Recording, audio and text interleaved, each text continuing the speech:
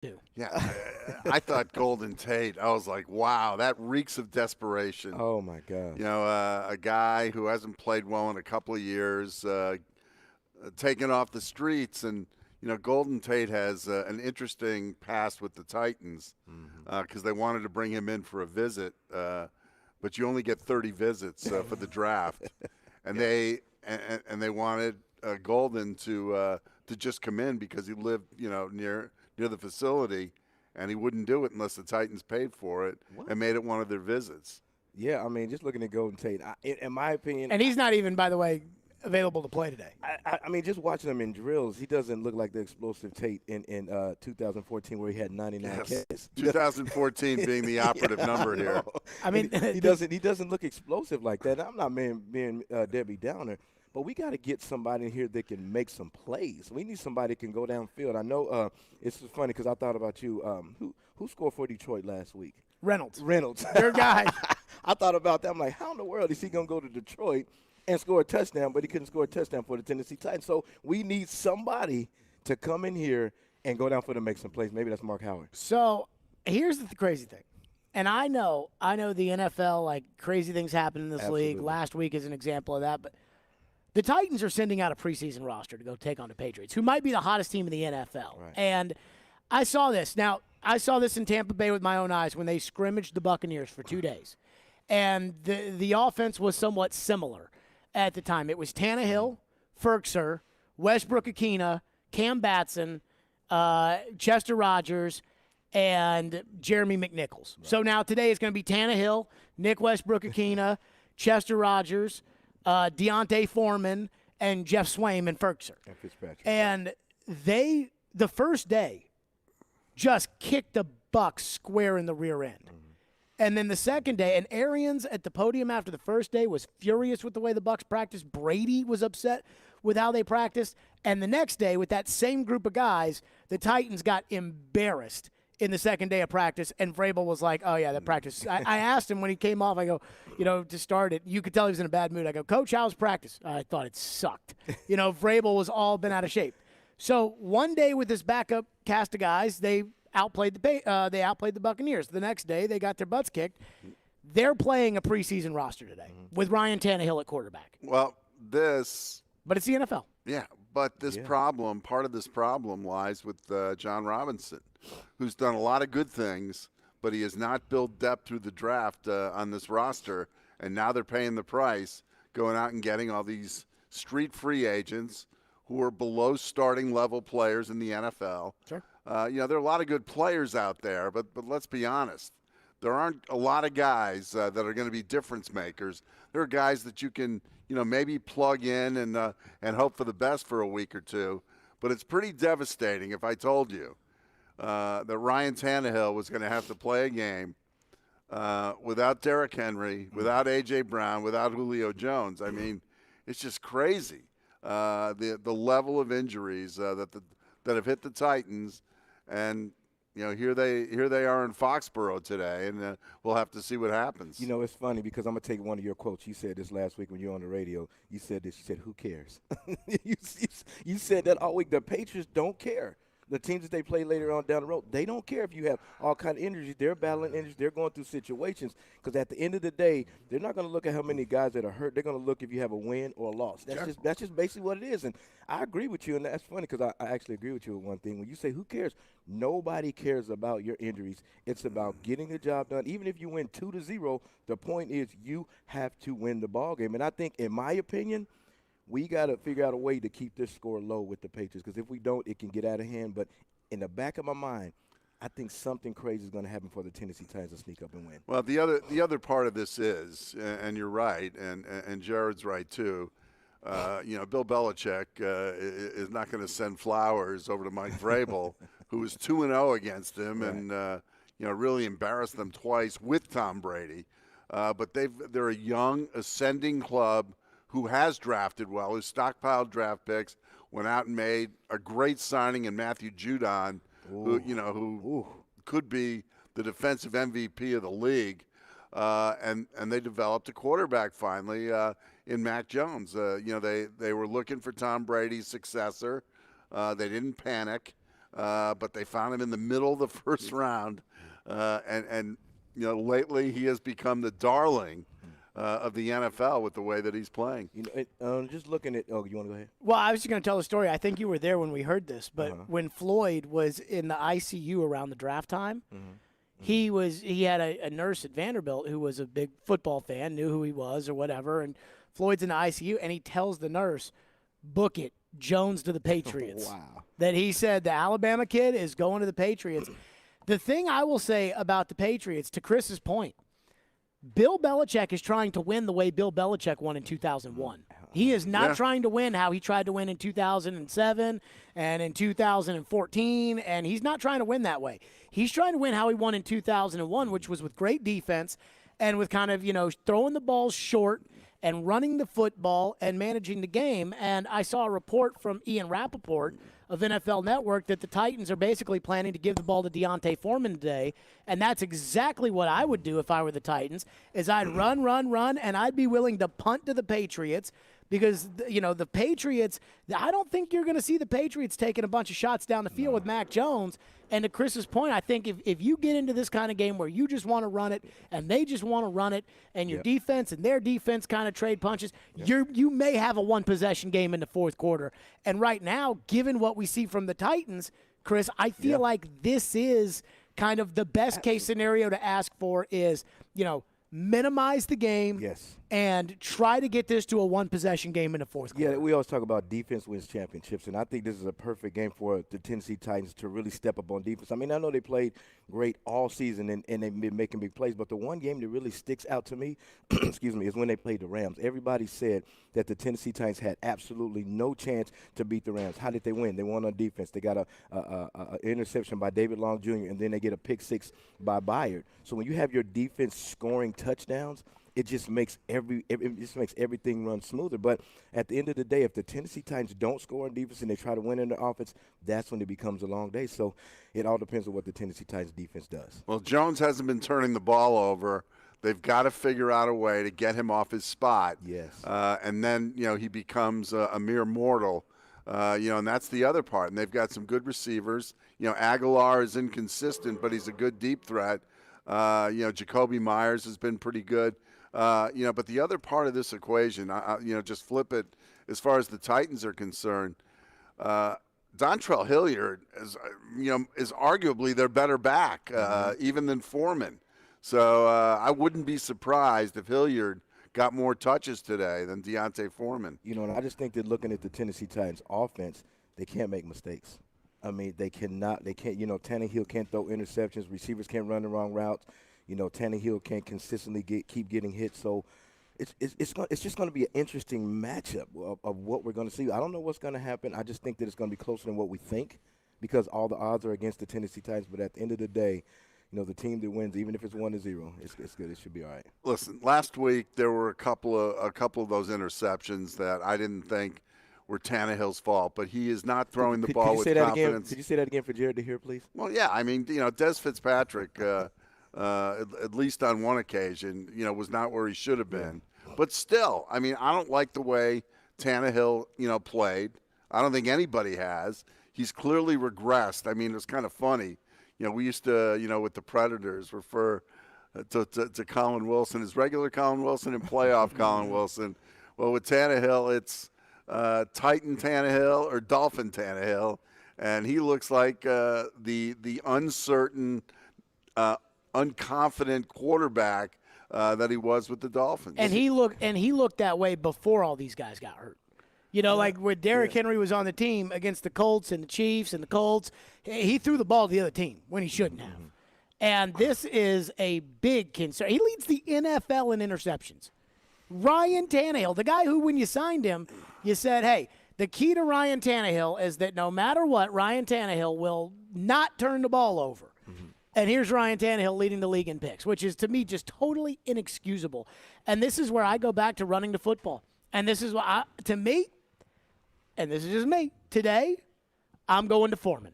I'm looking at Foreman, and I said, Deontay, you are never going to get another chance like this maybe in your entire life. Because Foreman was a backup here last year, got cut in the middle of the season.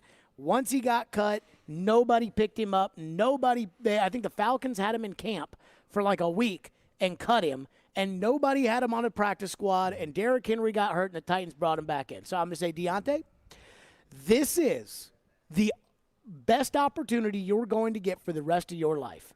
But you get to be Derrick Henry today, where you get it 25 times. What scares you is this could turn in to a game similar to the Thursday night game against Atlanta, where the Titans just can't. The Titans defense will hang in there for just about the whole game, but their offense can't do anything. Right. But what did Atlanta do in that game, though, that essentially Atlanta turned the ball over four times? No doubt. And so that's why I'm taking the ball out of Tannehill's hands today. I'm taking it out of Tannehill. And I'm saying, okay, I'm going to try to make this game as short as possible. And if I got to punt, I got to punt. But what I'm not doing is I'm not giving them the ball at the Tennessee 42-yard line.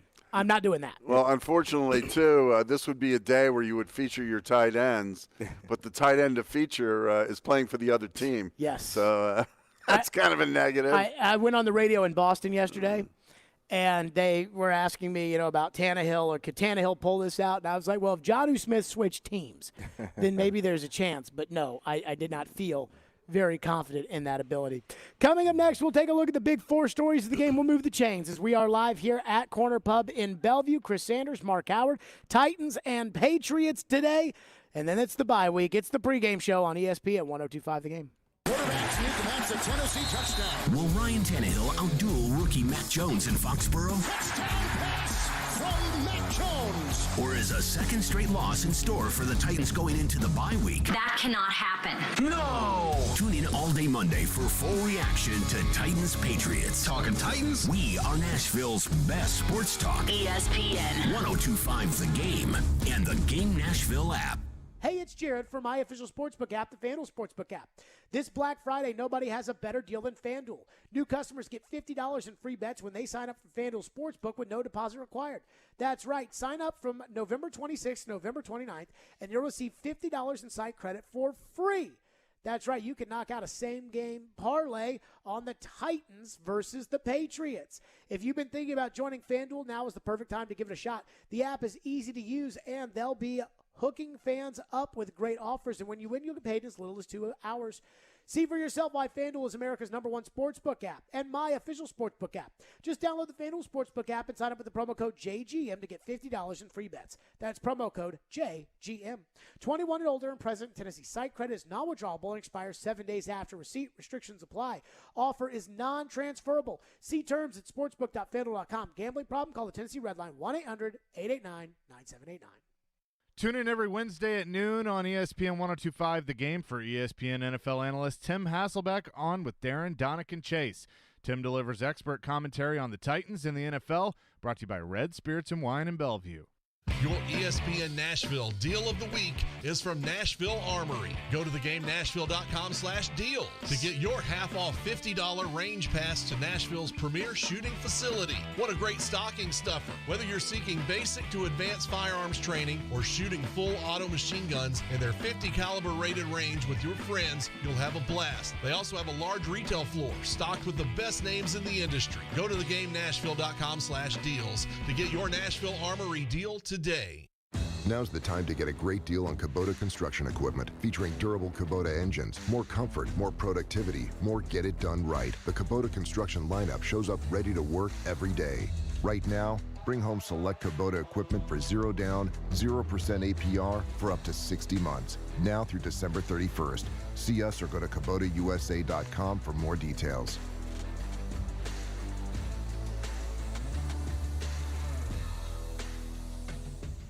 ESPN's Turon Davenport breaks down the Titans like no other. On the field chemistry, I don't think it's going to be a problem. It's just going to be a process. Catch TD Mondays at 11, Thursdays at 3, and Fridays at 8. Plus, the Talking with TD podcast drops every Wednesday. When you draft players, it's not just for one season, it's for a career. Presented by FreedomTireGuys.com, Nashville's premier mobile tire company, and Craneworks and Rental Works, your source for crane and equipment rental. Visit Craneworks.com. Nashville's best sports talk. ESPN 102.5 The Game and the Game Nashville app. Hey, this is Roman Yossi. You're listening to Nashville's best sports talk, ESPN 102.5 The Game. Titans and Patriots right here coming up later today in Foxborough on CBS. Then it is the bye. Let's be honest, the Titans have all the injuries in the world, but they still have a big game to play. And if New England wins today, they would take the number 1 seed in the AFC from the Titans. And as much as you can't go back and do it again, that loss last week to the Texans looms very large. It's time now to take a look at the big 4 stories in the game. We go moving the chains with TriStar Moving. TriStar Moving, my official movers. They are TriStar Movers with 5-star service. We start at first down. First down. The injuries. The bye is upcoming, but A.J. Brown yesterday placed on IR. He joins Julio Jones. He joins Derrick Henry. He joins Bud Dupree, and David Long Jr. will be out this week as well. 5 of the most important players on the Tennessee Titans. Chris Sanders, do you feel as if there is a light at the end of the tunnel approaching the bye with all of these injuries, or are the Titans in some deep trouble? I mean, it's both. I mean, I still think that there's some light at the end of the tunnel because, just the reason why I say that is because their defense is keeping them in games. That's the reason why I'm saying that. I know the offense is struggling. I know they did some crazy things on offense. But at the end of the day, we always say this defense wins championships. And then if we can just be a little bit consistent on offense, I don't know. It's just one of those games that I think that we're going to sneak up and do something crazy and win the game. I mean, I know everybody's hurt. I know a lot of guys are hurt on defense. A lot of guys are hurt on offense. But this is what Vrabel is built for. He's built for situations like that. Because look at the games that they played. When they were supposed to lose, they should have lost to the Bills. They won 34-31. They should have lost to the Chiefs. They won 27-3. Then they should have lost to the Colts 34-31. Then all of a sudden with the Rams 28-16.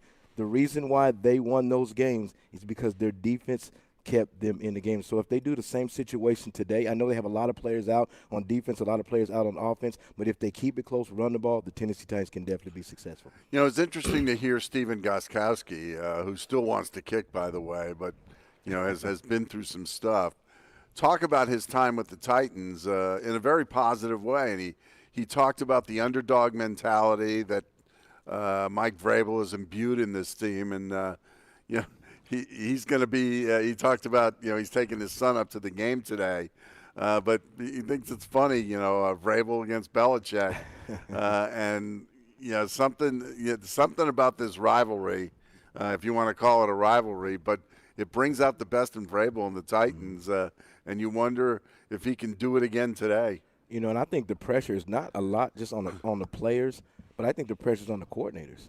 I mean, you got Todd Downing, the offensive coordinator for the Tennessee Titans. You have Sean I don't think there's any pressure on the Titans to win this game. I mean, guys, let's be. Really. They don't have any players. No, I'm not saying there's pressure nobody from them winning the game. Expects them, except for you. Nobody expects them to win. Do you expect Titans to win today, Mark? No, but I'll tell you what. It's interesting how this is going to affect the coaching staff, because I thought Vrabel had a terrible game against Houston in terms of game management. Just in a lot of ways, I thought he made some mistakes that I think reflected the final score. I think it should have been a one-score game on the Titans' last possession and all that.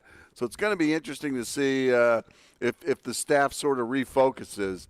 And the one thing that this staff has been able to do is scheme it up when they don't have as good a personnel as the other team, and just sort of figure out a way to give them a chance to win. You got to execute and all that. But I guarantee you, you're going to see a lot of A-gap blitzes, and you're going to see them try to discombobulate Mac Jones. And I think that's going to be one of the keys today to victory for the Titans. And I think on offense, I agree with you 100%, Jared, is they have to run the ball. And look at who they signed off the practice squad, Blasingame. I mean, he's your fullback. So they're going to go a lot more 21 personnel, 2 backs, 1 tight end, and 2 wide receivers. So when you try to play that physical ball, just like I hate to say this, just look at what Michigan did to Ohio State. They went back to old school. They said, okay, we're going to run down your face, we're going to run through your lips, and I dare you to stop us. That's kind of the mentality that the Tennessee Titans need to have today. So, we're going to get in 21 personnel. We're going to run down your face, and we're going to dare you to stop us, even though they're the 3rd-ranked defense in the league. That takes us to second down. Second down. Ryan Tannehill leads the NFL in interceptions. He makes $30 million a year to be the quarterback of the Titans, and it is absolutely unequivocally unacceptable for Ryan Tannehill to be doing that. He does not look like the same guy that he was for 26 games as the Titans starter in 2019 and 2020. Mark Howard, what is wrong with Tannehill? And can the Titans trust him without any top receivers in today's game? Well, and Chris knows this too. This is not just one thing. This is, flimsy protection by the offensive line. This is, having to play with substandard receivers. You can throw Brady out there with Curly, Larry, and Mo, and he's going to find a way to beat you. That really isn't the case, with Tannehill most of the time. But Tannehill, in my mind, is not playing with the confidence that he did the first 2 years as a Titan. And he's got to figure out a way to get it back and I don't know if he's seeing ghosts or whatever, but he's made some terrible throws. And let's remember, he leads the NFL in interceptions, as you say, Jared. But there were a few at the beginning of the season that he should have been intercepted on that were dropped, by the other team.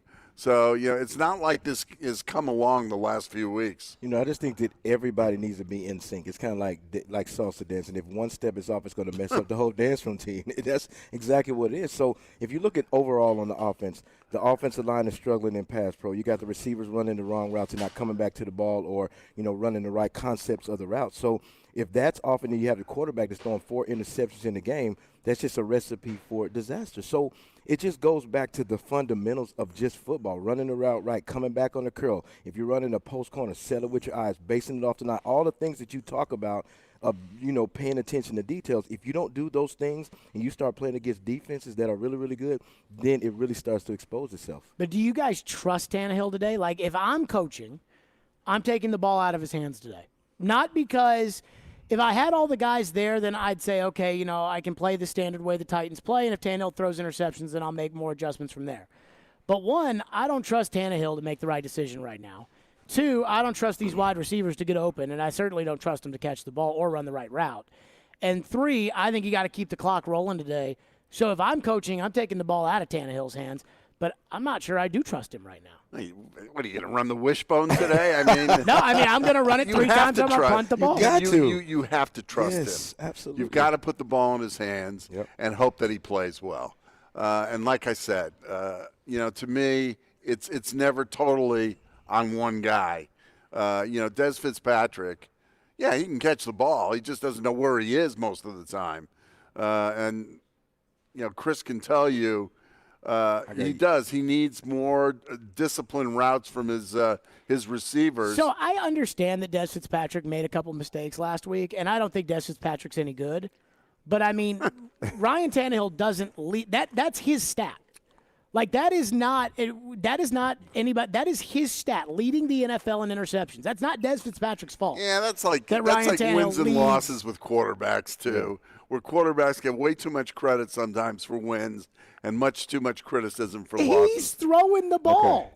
Okay. But here's what it boils down to is it goes back to Todd Downing not putting him in position to fail. And when I say this, just listen to me for a second, is if you look at if they go like a 10 person and they go to 3-by-1 set, then now you just run crossing routes and make them throw easier throws as opposed to throwing slants and running corner routes and throwing deep routes. I mean, if you look at what they do, run little rub routes like what they did. I think it was a couple of weeks ago where Johnson caught like a little rub route and it ran like 50 yards. Things like that.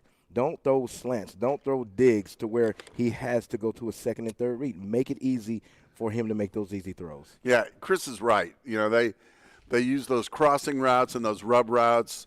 They use that bunch set, sometimes a little bit. A lot of different things. And I think, sometimes coordinators like a game like this because it forces them to really be creative and come up with stuff. Absolutely. And like I said, he's going to try to figure out a way to get Tannehill going early. If Tannehill plays well early, usually he plays well the rest of the game. We've seen Tannehill play terrible for a half and play good in the second half. So, he's been pretty confounding that way. But Todd Downing is going to try to find a way. to get his quarterback going, to bring out the best in him. He's not going to play scared. He's not going to play. Let's keep their offense off the field, because that's not really the Patriots anyway. The Patriots are not an offensive machine. They're opportunistic. They take advantage of good field position, and their defense takes the ball away. Turnovers are verboten today, because that will lead to a loss. That takes us to third down. Third down. Third down for the Titans. Mike Vrabel, 2-0 against Bill Belichick in his career, and I will argue that in both instances, Mike Vrabel has outcoached Bill Belichick. So much so that in the playoff win a couple of years ago, Floyd Reese said, and we all know Floyd and Bill, best friends forever, that Floyd said that he was disappointed with Bill's game plan. Bill Belichick is widely regarded, and I consider him the greatest coach in the history of the NFL, Mark Howard. What do we make of Vrabel, 2-0 against Belichick? And both times, Titans were underdogs. Well, first of all, I agree with you that, in my mind, without a doubt, Belichick is the greatest head coach in the history of the league. I don't want to hear all this crap. It's Tom Brady. Well, you show me a championship coach, I'll show you a likely Hall of Fame quarterback that's playing for him on rare occasions. Bill Walsh had some good quarterbacks, I think. Yeah, exactly. So did everybody. But I really think. Listen, even great coaches sometimes don't have great games. And I thought that, I thought Vrabel and the Titans going up to win at New England was one of the best wins in the history of the franchise. Because that was something that Jeff's teams, could never seem to do, is go up to Foxborough and beat the Patriots. Yeah, Chris. Different. Well, he knows I'm right. He's right. And I remember one of the first games I covered at the old stadium in Foxborough. Lauren Malloy with that late interception against McNair. Yeah. But anyway, I just think that I love this coaching staff. I really do. And the thing about the Titans is there are some things that make you crazy, but there are some things that you really like about this franchise. And this is kind of a circle the wagons. I don't know how many times you can ask them to do it, but this is a week. I think they're going to go up and be competitive. I don't know if they're going to win, but I don't think they're going to get blown out. I mean, I do too. I mean, it starts with the head coach. And I want to talk about Belichick a little bit, and I agree with you guys 100%. I think he is the best NFL head coach that I ever seen, and I'm going to tell you why. When you have a great coach, he has to make tough decisions, and I'm going to tell you about this year. We talked about, having Mac Jones and Cam Newton in camp at the same time. Cam Newton actually was playing better than Mac Jones. But as Belichick being a great coach and seeing, okay, what fits my team better, he picked Mac Jones. And everybody's like, well, why would you pick him? He's a rookie, and you got Cam Newton that's playing well. So, with him making those tough decisions makes him a great coach. But at the end of the day, getting back to the Tennessee Titans, I don't think Belichick and Mike Vrabel are really focusing on their battles. They're focusing on winning the game. So I'm kind of leaving it at that. That takes us to fourth down. Fourth down.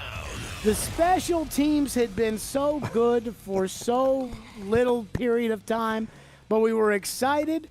And then Randy Bullock misses an extra point, which, bad weather. Randy Bullock's been good so far. And what was Chester Rogers doing on the punt return? You can argue that muffed punt cost the Titans the football game on Sunday. Guys, special teams were looking good. Bad week last week against the Texans. You're absolutely right. You wanted to throw something at the TV when Chester Rogers did that. We'll throw something at Chester. It's just absolutely, inexcusable. And you're right. You take that away, and in my opinion, it's a different football game. But hey, the Titans have been opportunistic. When they've been the underdogs. But it's like we said, they can't make mistakes like that. Yeah. And they've got to win the field position battle. They've got to win the special teams battle, and they're capable of doing that. That's one area I think where they have a chance. To have the edge today.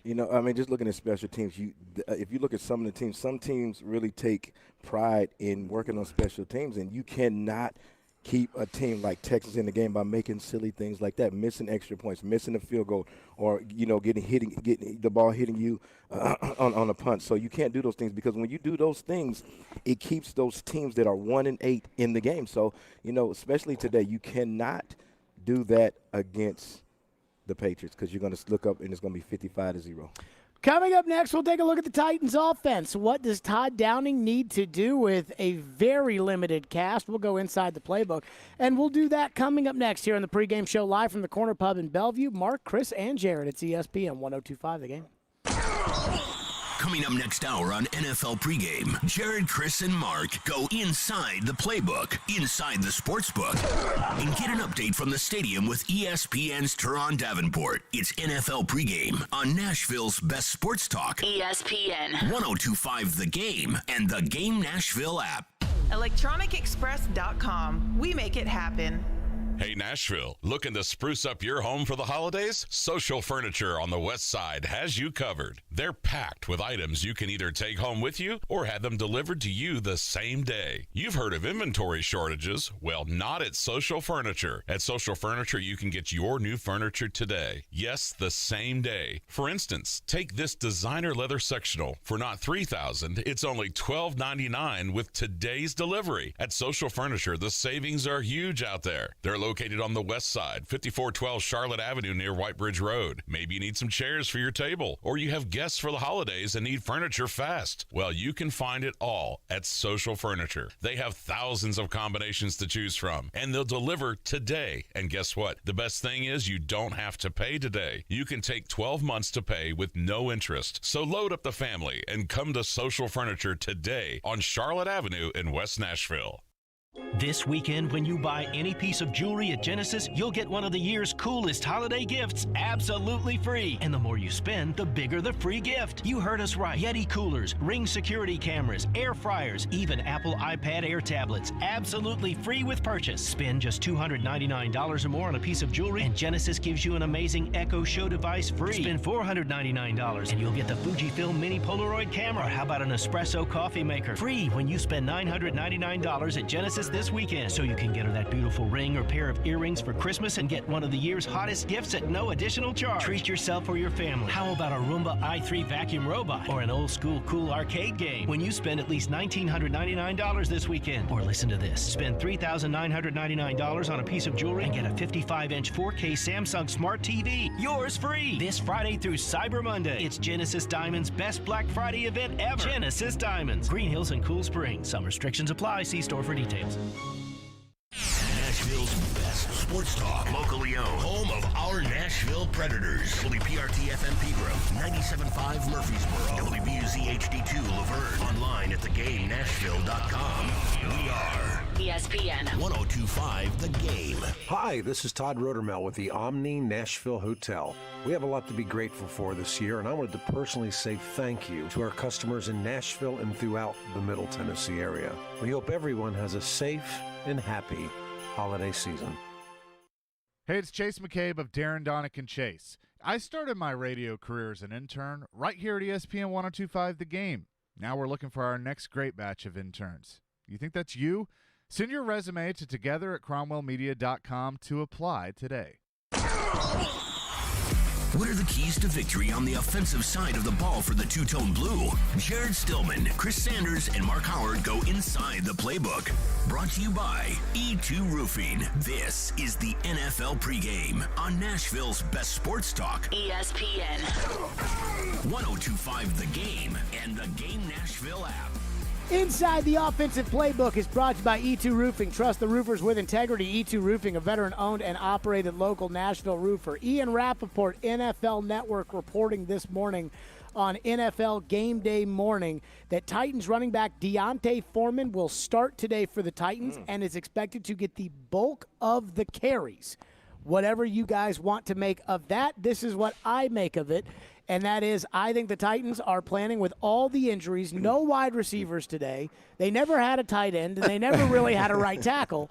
With the no wide receivers today, I think the Titans are going to run the football as if Derrick Henry is in there without Derrick Henry on their team. According to Ian Rappaport, Foreman is expected to get the bulk of the carries. Dontrell Hilliard is also an option at running back for the Titans today. Chris Sanders, we start with you. How would you do it today if you were Todd Downing? I mean, I agree with you 100%. I mean, the Patriots are sixth in stopping the run, which is great. But the Tennessee Titans need to run right at these dudes. I mean, they can't be afraid. And I know you said this earlier in the show.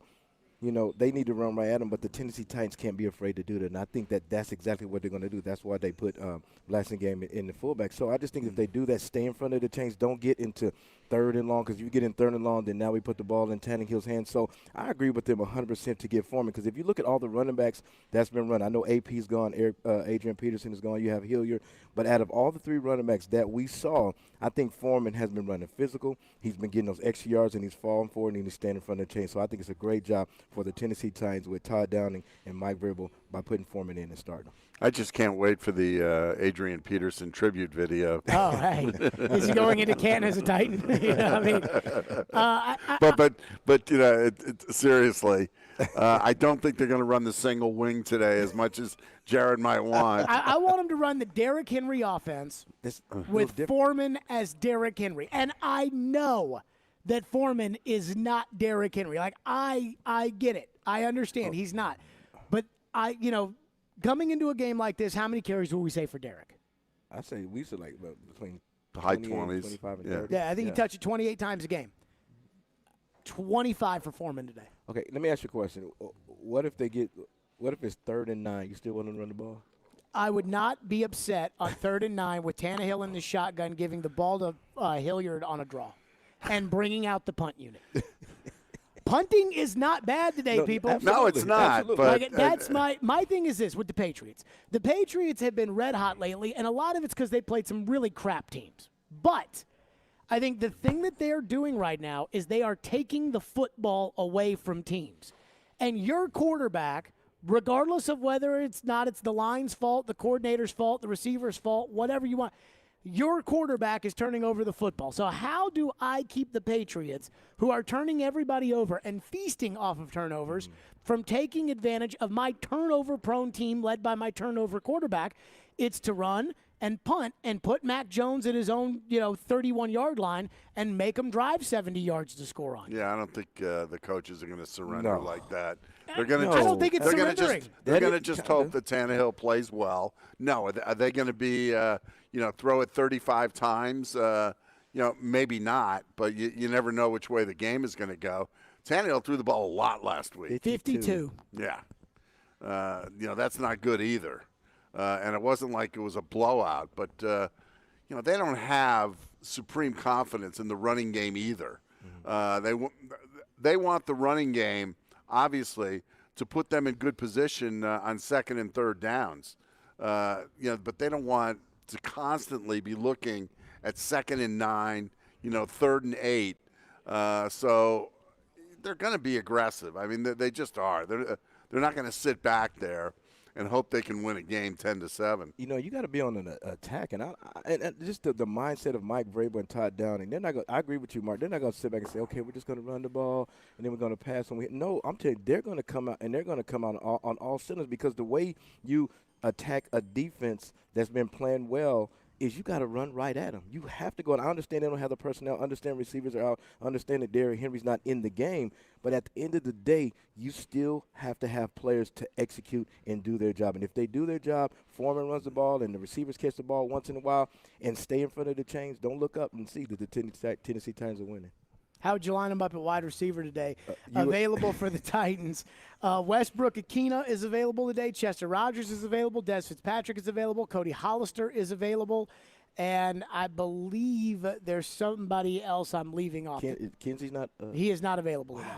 So that's what you're looking at wide receiver today. How would you line him up, Chris Sanders? I mean, just like what we talked about, I'll put him in a bunch formation, a 3-by-1, and run a lot of those rub routes. Don't have these receivers doing things they're not accustomed to doing. We don't need to throw the ball, down the field, because there's not a receiver on this team that can catch the ball down the field. So what you do, you go a 3-by-1, you run rub routes, you catch the ball, you let those guys run yards after the catch. So even if you get 6 or 7 yards on a pass, that's still staying in front of the chain. So if they can do that and these guys can get open, I think they'll be okay.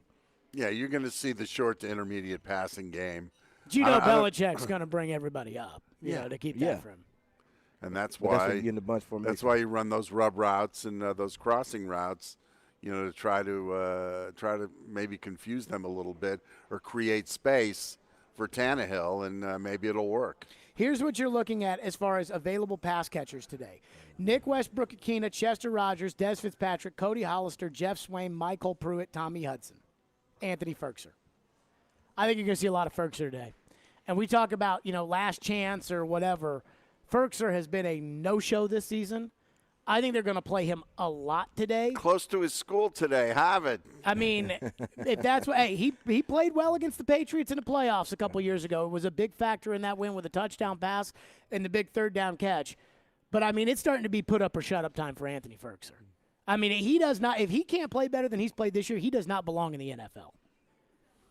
So how much of a factor is he going to be? I mean, he's going to have to be a factor. And when I say be a factor, even if he just goes and sits in those holes and catch a ball for 6 or 7 yards, that's still staying in front of the chains. But the one thing that he has to do is, this is my opinion, he's got to make sure he runs the proper routes. I mean, I know we talked about, Tannehill throwing interceptions, but if you look at the one where I think it was the fourth interception when they played last week against the Texans, he's got to run that corner route high.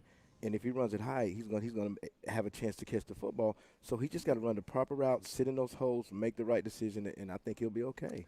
It's kind of interesting drawing the comparisons between Ferkser, who's really, a pure pass catcher, not much of a blocker, and Jonnu Smith, who made himself into a decent blocker, but to me never put up the numbers. He didn't get the targets either when he's with the Titans.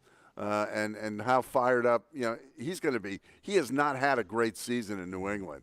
He has been somewhat of a disappointment.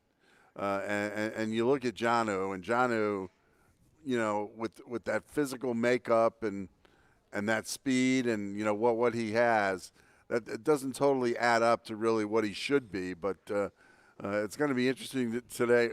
Who's going to have the better day, Ferkser or Jonnu? I will put all of my money on Jonnu Smith. I mean, I think the thing about the Titans is right now we're kind of seeing what everybody really is. The thing about the NFL, and this is why I think a lot of people love pro sports. Chris, and you know this. Yes. You can't fake this. You know what I mean? Absolutely. So the Titans in 2000 suffered a lot of injuries at wide receiver, and they had Derek Mason and Chris Sanders, and we found out, Derek Mason and Chris Sanders might actually be better than what they had in guys like Yancey Thigpen and Dyson and Carl Pickens and things like that. And right now what we're seeing is, the Titans talked themselves into trading for Julio Jones. That has been an unmitigated disaster, and it will continue to be a disaster for this season and next season. A.J. Brown has injury issues, and this is, again, is another problem that they're having. They tried to talk themselves in that Anthony Ferkser could be a starting tight end in the NFL. He can't be. Tannehill, I took the cheese on Tannehill. When it was Tannehill or Brady, I said to go with Tannehill. That was a mistake on my part because Tannehill, now that he's on an island by himself, is not playing very well.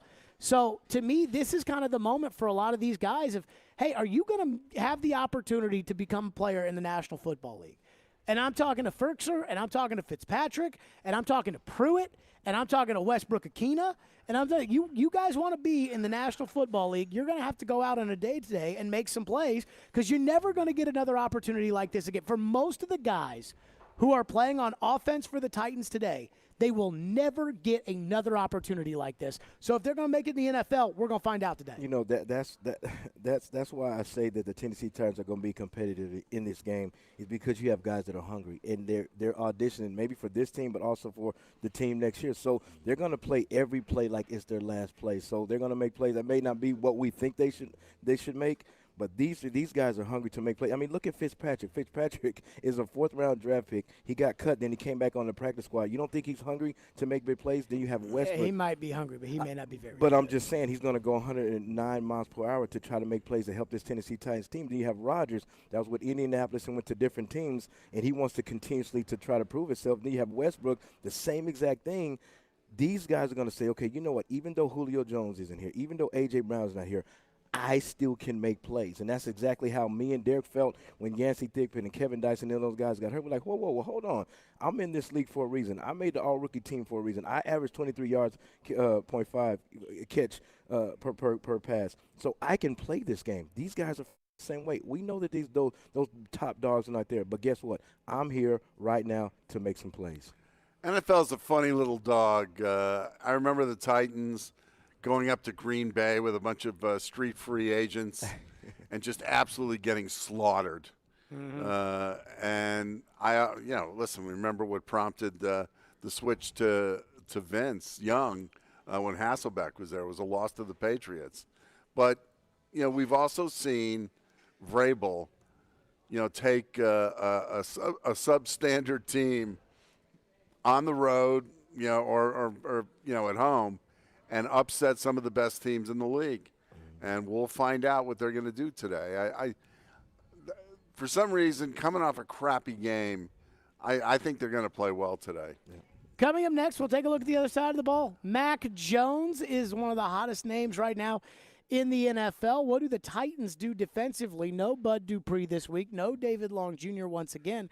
What do they do against the Patriots? It is the pregame show live on ESPN 102.5 The Game. Quarterback sneak a Tennessee touchdown. Will Ryan Tannehill outduel rookie Mac Jones in Foxborough? Touchdown pass from Mac Jones. Or is a second straight loss in store for the Titans going into the bye week? That cannot happen. No! Tune in all day Monday for full reaction to Titans Patriots. Talking Titans? We are Nashville's best sports talk. ESPN 102.5 The Game and the Game Nashville app. Blood Assurance is the only nonprofit blood centers in Middle Tennessee where 100% of your blood donations go to help save lives for people right here in our community. Blood Assurance is proud to announce the opening of its newest location in mid-November at the Oakwood Commons Shopping Center at 4686 Lebanon Pike in Hermitage. Find it in your heart to donate today. They have their bloodmobile set up in the parking lot until the opening. Go to bloodassurance.org/Hermitage for more information.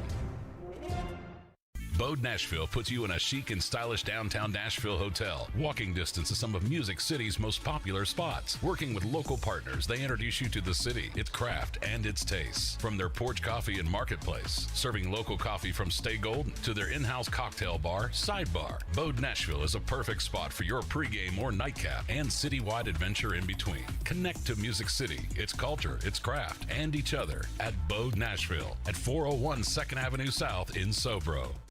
Hi, this is Ben Talbot, local owner of Pella Windows and Doors of Nashville. We have a lot to be grateful for this year, and I want to say thank you to our customers in Nashville and throughout Middle Tennessee. I hope everyone has a safe and happy holiday season from Pella Windows and Doors of Nashville. If you missed the latest from Stillman & Company, delivered by TriStar Moving. 99% chance to make the playoffs, 97% chance to win the division. If that comes to fruition, the number one person responsible for that is Derrick Henry. And so, I again, I know everyone doesn't want to get all worked up or everybody doesn't want to get all bent out of shape because you're talking about something that you can't do anything about. You can't heal Derrick's foot. You cannot make a plea bargain with the football gods and say, Lord, if you heal Derrick's foot, I'll let you break Ryan Tannehill's pinky toe so that Derrick can get back out there, and you can't do that. But as far as the reality of the discussion that we have had on the show, who's more valuable, I don't think it's close anymore. I think it's obvious, Derrick.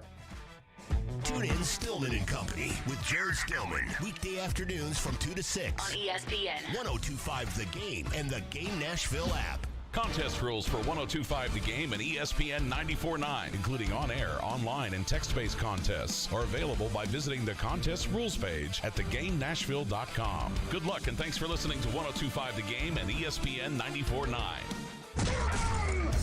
What are the keys to victory on the defensive side of the ball for the two-tone blue?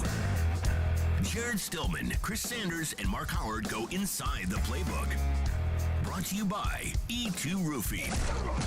This is the NFL Pregame on Nashville's best sports talk. ESPN 102.5 The Game and the Game Nashville app.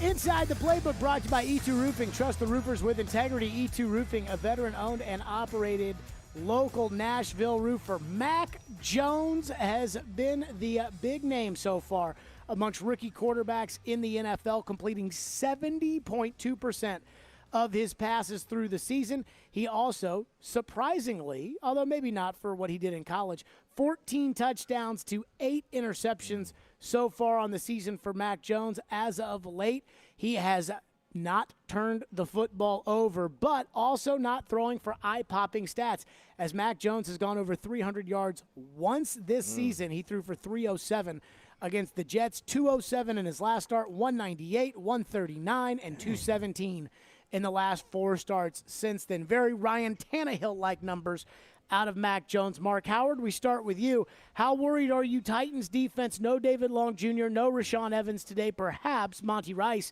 will get himself into the good graces and back onto the football field ahead of Dylan Cole. At linebacker today, no Bud Dupree. John Simon signed to the active roster. How do you feel about the Titans defense against Mac Jones? Well, I think it's imperative that the D-line, Jeffrey Simmons has a penchant sometimes for disappearing. He's got to be the guy that we saw, during that stretch, where he was just dominant.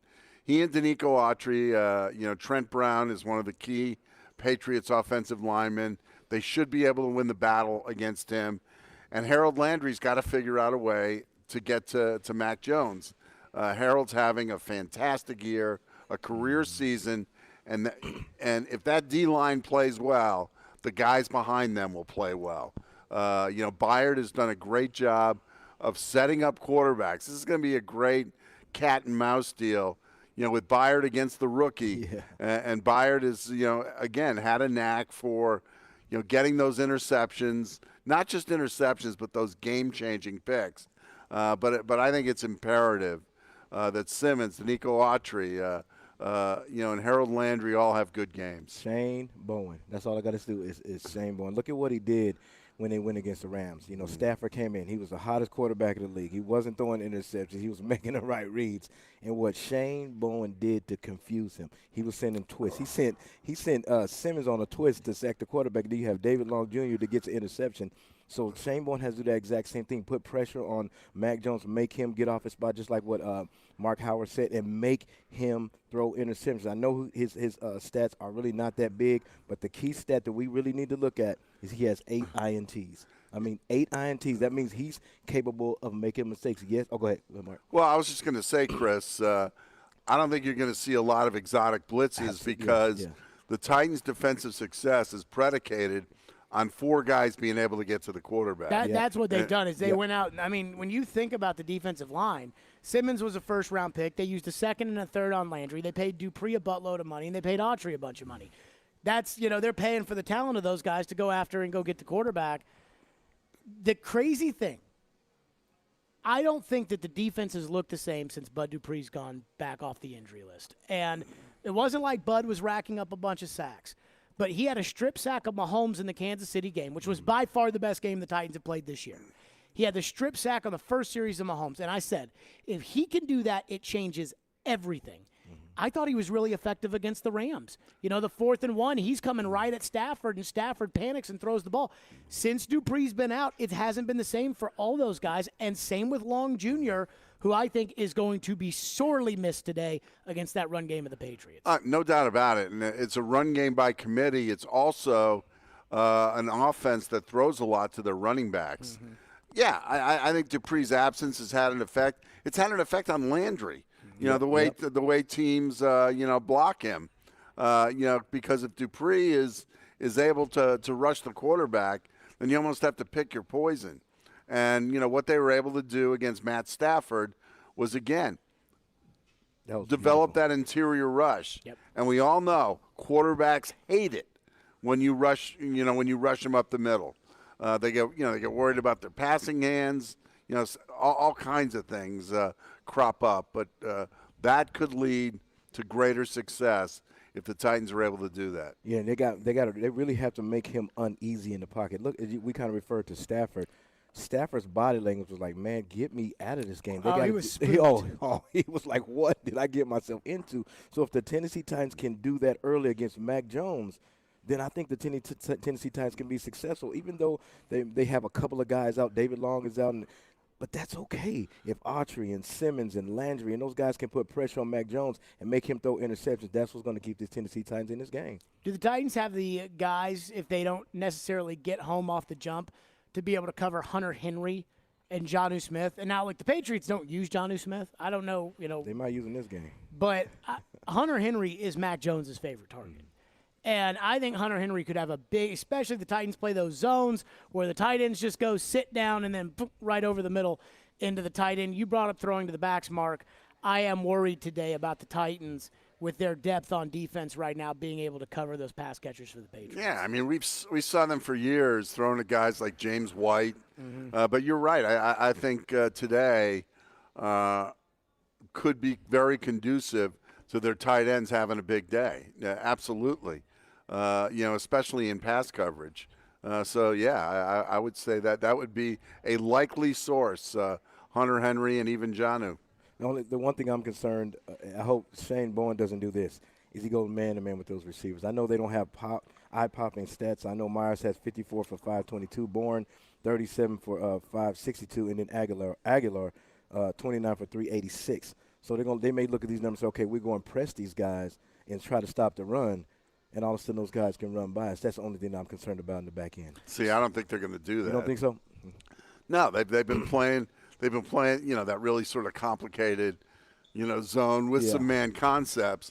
But the one thing that they've done most of the year is tackle well. Just avoid the yards after catch, and make that offense beat you. With death by 1,000 paper cuts. So, I told you Mac Jones stats: 1 300-yard passing game, and everything has been pretty much 198, 230, Tom Brady's first season as a starting quarterback, he had 1 300-yard passing game against the Chargers. Other than that, 168, 202, 203, 250, 107, 185, 258, 213. In the playoffs, Brady threw 1 touchdown pass. That was to David Patton. He had a 312-yard passing game on 52 attempts against the Raiders in the snow. But other than that, 115 and 145 for Tom Brady. So 145 for a Super Bowl MVP. That's what Belichick is trying to do with this team right now, is what they did that 2001 year, which makes me think Belichick is going to go into this game. And I think if you're the Titans, you almost have to operate under thinking what Belichick's going to do. And if Belichick does the other thing, then you're probably going to get caught with your pants down. But I don't think Bill's going to throw the ball deep today. And I think you got to kind of move your guys up a little bit and try to hit those wide receivers. That scares me. And I hear you. But if they don't want to throw for 300 yards, so if Bill says, okay, fine, we're going to come out and we're going to throw the ball down the field, then okay. But now you're risking it with a rookie quarterback that I don't think he trusts to play like that. So I'm willing to take that risk, and I'm willing to kind of bring it up and say, okay, I am going to try to get after this quarterback before he can sit back in the pocket and make the decision that he wants to make. And I agree with you 100%. I don't think Belichick wants to do that, but just say if they go cover one, that's man-to-man across the board with one safety, and Mac Jones checks out of it and says, okay, I see him, man. I see Aguilar, okay, I got him. He's man-to-man, and the safety's cheating over to the left. That's still a safe throw. That's still kind of a safe throw, as opposed to saying, okay, we're going to just sit back and we're going to throw a post. We're going to go through the safe throw to where it's cover one, the safety cheats to the right, and Aguilar, they throw it deep to him. That's the only thing that I'm kind of concerned about. Yeah, I think it's all situational. Right. And I think they're going to take a couple of shots downfield to Aguilar. No question about it. He is really he there. Can run, man. Yeah, but but there are other receivers. Kendrick Bourne has become a pretty dependable receiver. Jacoby Myers. I think Belichick, though, and we know Belichick, right? The fact that Belichick, what he doesn't ever want to do is feed into what you're best at. If I'm Belichick, I'm thinking about how do I lose this game today? Well, I lose the game by turning the ball over, and how do I turn the ball over against this team? I throw it in the vicinity of Kevin Byard. I do not think Belichick's going to go down the field in fear that Byard can make a play that changes the game. I think the greater question is Belichick wins by usually taking away one thing that you really do best. Yes. And I would ask that question, how is he going to do that on each side of the ball? Right. But and then even kind of what you were saying, he's not going to just chuck it down the field. But and you said it's situations. Okay, say if Byard is covering Jonnu Smith, and then it's man to man over there with Aguilar. He may check out of it and say, okay, you know what? It's man to man. You think Belichick trusts this kid to check out of something like that? I think the read takes him there. I don't think that Belichick wants him to do that. I think the read is going to say, okay, man, they got 8 or 9 guys in the box. It's cover one. Okay, I got Aguilar over here. I see Byard cheating over to the left. That means he's not going to, go to the other side and try to get interceptions. I'm going to go with the safest throw, and that'll be just a fade route to Aguilar. What do you think Belichick's going to take away today? I think this is off of what you said. I think Belichick is not going to let Ryan Tannehill run with the football. So I think the idea of, these boots and, Tannehill's, run pass option and what I think Belichick's going to have guys setting the edge right there at the corners. And if Ryan Tannehill tries to run with the football, they're going to kill him. That's the thing I think Belichick's going to do on defense. On offense, I think Belichick is keeping the ball away from Kevin Byard. Oh, I agree absolutely. And I think his aim is going to be if he keeps Tannehill, in the pocket, they'll get a lot of sacks. But you're right. Once Tannehill gets outside the pocket, he becomes really dangerous, either with his legs or even with his arm. Coming up next, who's in, who's out? We'll get to that. A lot of names out for the Titans that won't make the inactive list because, well, quite frankly, the Titans have a lot of guys on IR, but also Mike Vrabel's keys to the game. And what do we make of the Titans getting to the bye in the position they're in? That's all plus more coming up on the pregame show live from the Corner Pub in Bellevue. It's ESPN 102.5 The Game. From the Music City Bowl Turns on the burners. Touchdown. to the Rose Bowl and Sugar Bowl on New Year's Day. Touchdown. To the College Football Playoff and National Championship. Sits on the throne of college football. Let the good times roll. Your home of college football's bowl season is 102.5 The Game, ESPN 94.9, and the Game Nashville app. Victory Award-winning New Amsterdam Vodka knows all about it, but in life, it's not always so clear. So New Amsterdam Vodka believes that in life, you've got to find your own wins. You've got to overcome your fears, go all in, even when you've got nothing at all. Find your wins. And when you do, raise that glass of New Amsterdam Vodka in victory. You've earned it. New Amsterdam Spirits Company, Modesto, California. 312 Pizza Company is Nashville's authentic Chicago pizzeria, and they're now hiring. Work for a family-owned business and be a part of their incredible team. 312 Pizza Company is hiring for all positions, including host, waitstaff, bartenders, cooks, and more. 312 Pizza Company offers health insurance and paid time off to full-time employees. Contact Kimberly at 615-730-7888 or email at contact@312pizzaco.com. 312 is an equal opportunity employer. Hey, Robbie Stanley here, and this Thanksgiving, FanDuel Sportsbook is thankful for you, and that's why they're giving all customers up to a $100 bonus on same-game parlays. You can feast on the NFL all weekend long and turn little bets into big paydays with same-game parlays. The Packers and the Rams in action coming up. I think this is going to be a low-scoring one in Lambeau Field. Give me the under on Aaron Rodgers passing yards. Give me the under Matthew Stafford as well, and give me the under on the game total. But you take it any way you want to take it. You can log on to FanDuel Sportsbook's app and unlock your same-game parlay bonus today. Plus, if it's your first time betting with FanDuel, you can also enjoy a risk-free bet up to $1,000 when you sign up with promo code ROB. Once again, that promo code is ROB exclusively on the FanDuel Sportsbook app. You must be 21 or older and present in Tennessee. Bonus issued as a non-withdrawable site credit that expires in 7 days. A max bonus of $100 plus 400 odds or longer wager required. Restrictions apply. See full terms at FanDuel.com/sportsbook. Got a gambling problem? Call the Tennessee Red Line at 1-800-889-9789. Hey Nashville, we think you deserve the very best driving experience, and now is the time for our Season of Change CPO event at Mercedes-Benz of Music City. When you purchase a certified pre-owned Mercedes-Benz, you're backed by the remaining new vehicle limited warranty. Once that expires, the certified pre-owned limited warranty goes into effect, providing an additional 12 months of coverage with unlimited miles. See all the perks and exceptional offers for your certified pre-owned vehicle from Mercedes-Benz of Music City, mbofmc.com.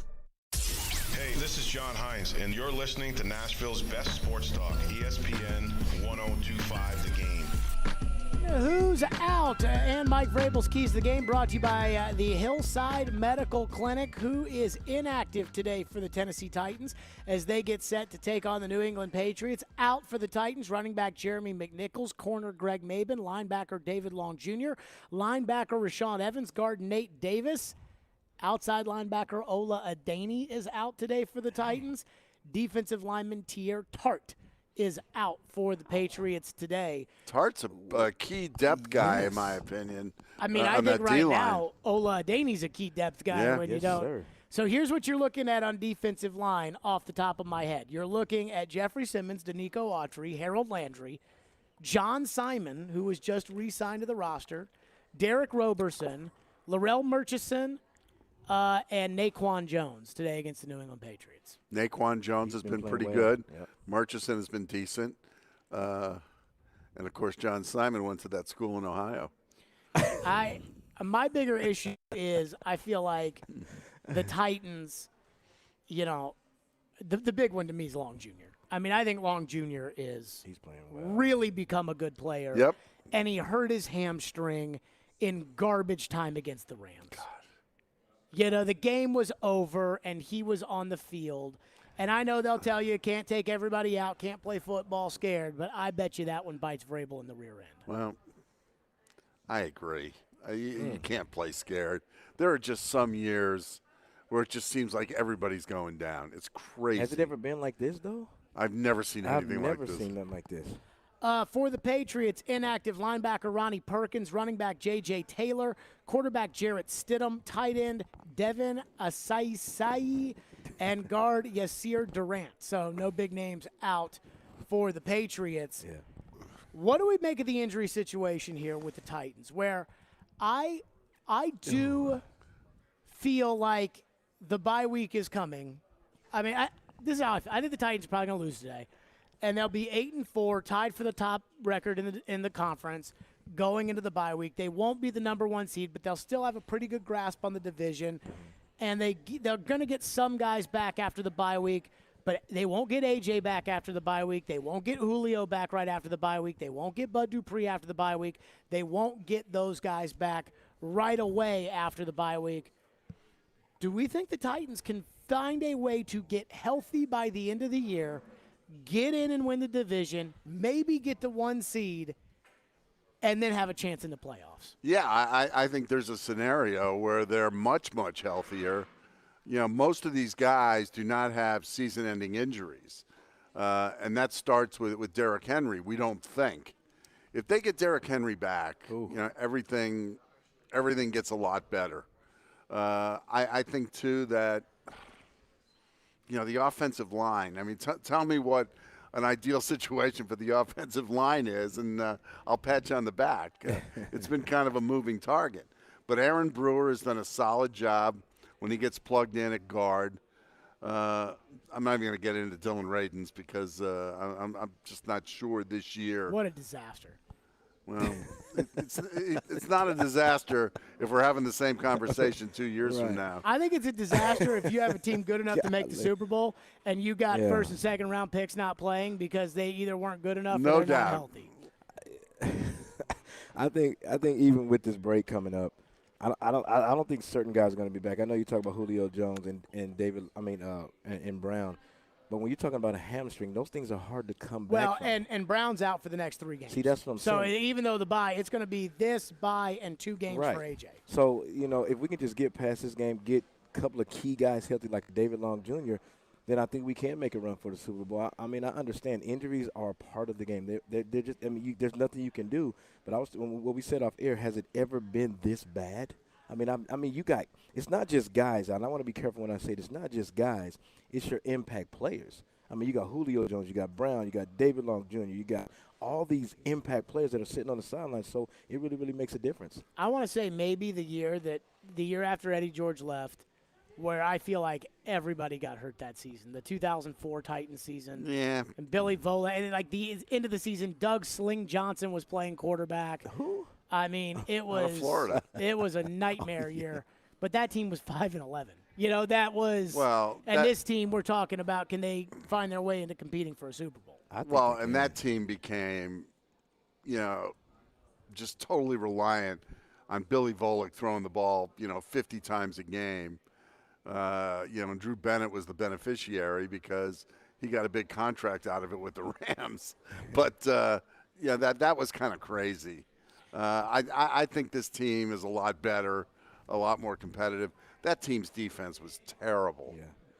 Yeah, and I think this team is a little different, I know I'm not trying to labor on this, but it's the attitude of the head coach. It's next man up. It's not having no pity party. I'm sad or woe is me, because at the end of the day, just like what you said, Jared, who cares? Nobody cares that your guys are hurt. Nobody cares that Julio's hurt. Nobody cares that Brown is hurt. At the end of the day, the guy that's in position, we need to get the same results as those other guys that were supposed to be in there. And Vrabel would tell his assembled team, guys, the answers are in this room. And who's going to step up. And, that's what – the year the Eagles won the Super Bowl, they went through an incredible wave of injuries, but there was a mentality there. We keep talking about a next man up mentality. Mm-hmm. Titans have some of that, although it's like next man, next man, next man, next man. But they've got at least in my mind a pretty good attitude about that. Time for Mike Vrabel's keys to the game. The Patriots. Let's go. Are they still the Patriots? Here's what Mike Vrabel said. They're very good up front with technique. The technique in which they play. The linebackers are physical. The guys on the edge, whether that's Judon, Van Noy, Collins when he was in there, they ask him to rush. They ask him to cover and set the edge. So secondary is physical. Reroute players, and they're taking advantage of overthrows. They're taking advantage of mistakes by the opposing offenses. Who does that sound like? Sounds our defense. By the way, you got to hear Steve Belichick had a press conference. The NFL requires you to make coordinators available. Mm-hmm. Steve Belichick, I heard a clip. I went on Boston radio yesterday when they used the Steve Belichick clip talking about the Titans offense coming back from, before I came in there. I thought it was Bill. Like when I was on the phone, the way Steve Belichick was talking, he was like, well, they've, been running the ball, as well as anybody, this year in the league, and they got great offensive line. And Swaim is, kind of like a sixth offensive lineman, but he's, played tight end real well for them. And, they've got guys who, have caught the ball, been real effective, and, Tannehill's done a lot of good things for them, and it's a really solid offense. And I'm like, and they were like, and the host was like, Steve Belichick talking about the time. Like, is that Steve or was that Bill? Because it sounded like Bill. Belichick knew at some point he and Brady were going to part ways. And even though Brady went to Tampa and won a Super Bowl and all that, when you're sort of planning and have a long-term vision for your franchise, you don't expect your quarterback to play it at age 44.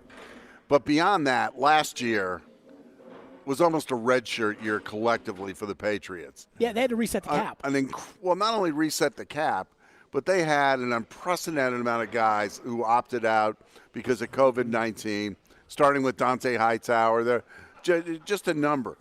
But as far as what Belichick has done, they do as good or better job of manipulating through the draft, of just keep multiplying picks.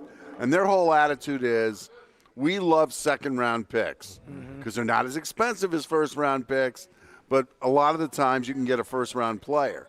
And they've had, by sheer volume, they've found players, but they make a ton of mistakes in the draft. I mean, it shows how imperfect the science it is. N'Keal Harry out of Arizona State. Yeah. I remember Blaine Bishop coming back and telling me that this guy was going to be the next. And he hasn't really done anything with the Patriots, and he's been one of the few first-round picks that they have. But the way Belichick runs that organization, I don't care what anybody says, he's a genius. He is. And the players that he picks, it has to fit the identity of their team. Yeah. I mean, look at Mac Jones. He's I'm not saying he's good as Brady, but he fits the mold. Mm-hmm. But he fits the mold. But what I'm saying is, too, in terms of personnel, they've made a ton of bad moves. Yeah. They brought Albert Hainsworth in there once. And Belichick's whole thing is, we'll bring him in, we'll try him, and if it doesn't work out. Yeah, and if you're not committed to somebody, it's not a bad move because you just brought him in and it didn't work and you didn't pay him anything. So when you trade a second-round pick and take on $15 million in cap space for Julio Jones and he's never healthy, that's a bad move. Who's the guy from Baltimore they signed about 7 or 8, maybe 10 years ago, who was great in Baltimore. What position? He played defense. Adalys Thomas. Okay. Okay. And they brought him in, and he just didn't fit. Yeah. And it was a terrible signing.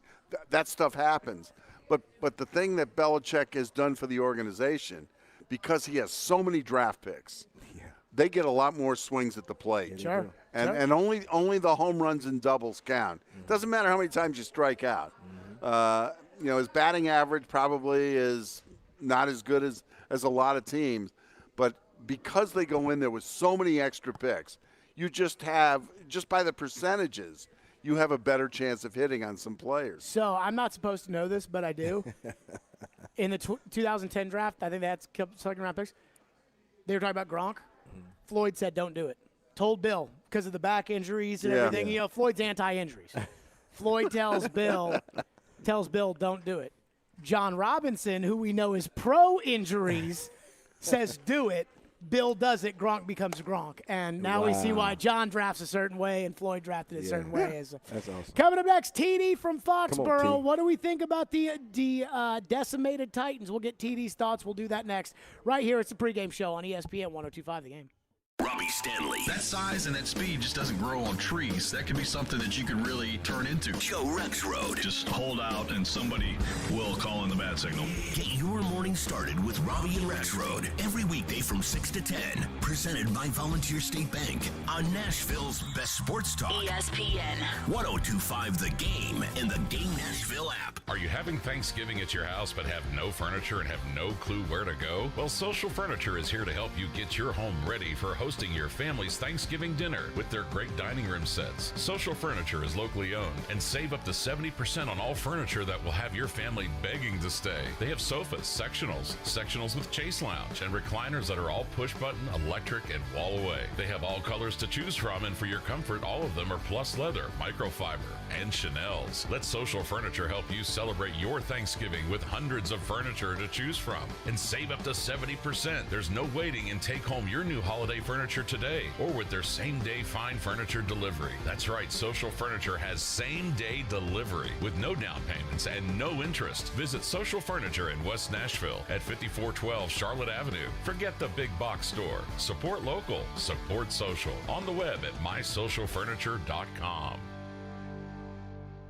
This weekend, when you buy any piece of jewelry at Genesis, you'll get one of the year's coolest holiday gifts absolutely free. And the more you spend, the bigger the free gift. You heard us right. Yeti coolers, Ring security cameras, air fryers, even Apple iPad Air tablets. Absolutely free with purchase. Spend just $299 or more on a piece of jewelry, and Genesis gives you an amazing Echo Show device free. Spend $499 and you'll get the Fujifilm Mini Polaroid camera. How about an espresso coffee maker? Free when you spend $999 at Genesis this weekend. So you can get her that beautiful ring or pair of earrings for Christmas and get one of the year's hottest gifts at no additional charge. Treat yourself or your family. How about a Roomba i3 vacuum robot or an old school cool arcade game? When you spend at least $1,999 this weekend. Or listen to this. Spend $3,999 on a piece of jewelry and get a 55-inch 4K Samsung Smart TV. Yours free. This Friday through Cyber Monday. It's Genesis Diamonds' best Black Friday event ever. Genesis Diamonds. Green Hills and Cool Springs. Some restrictions apply. See store for details.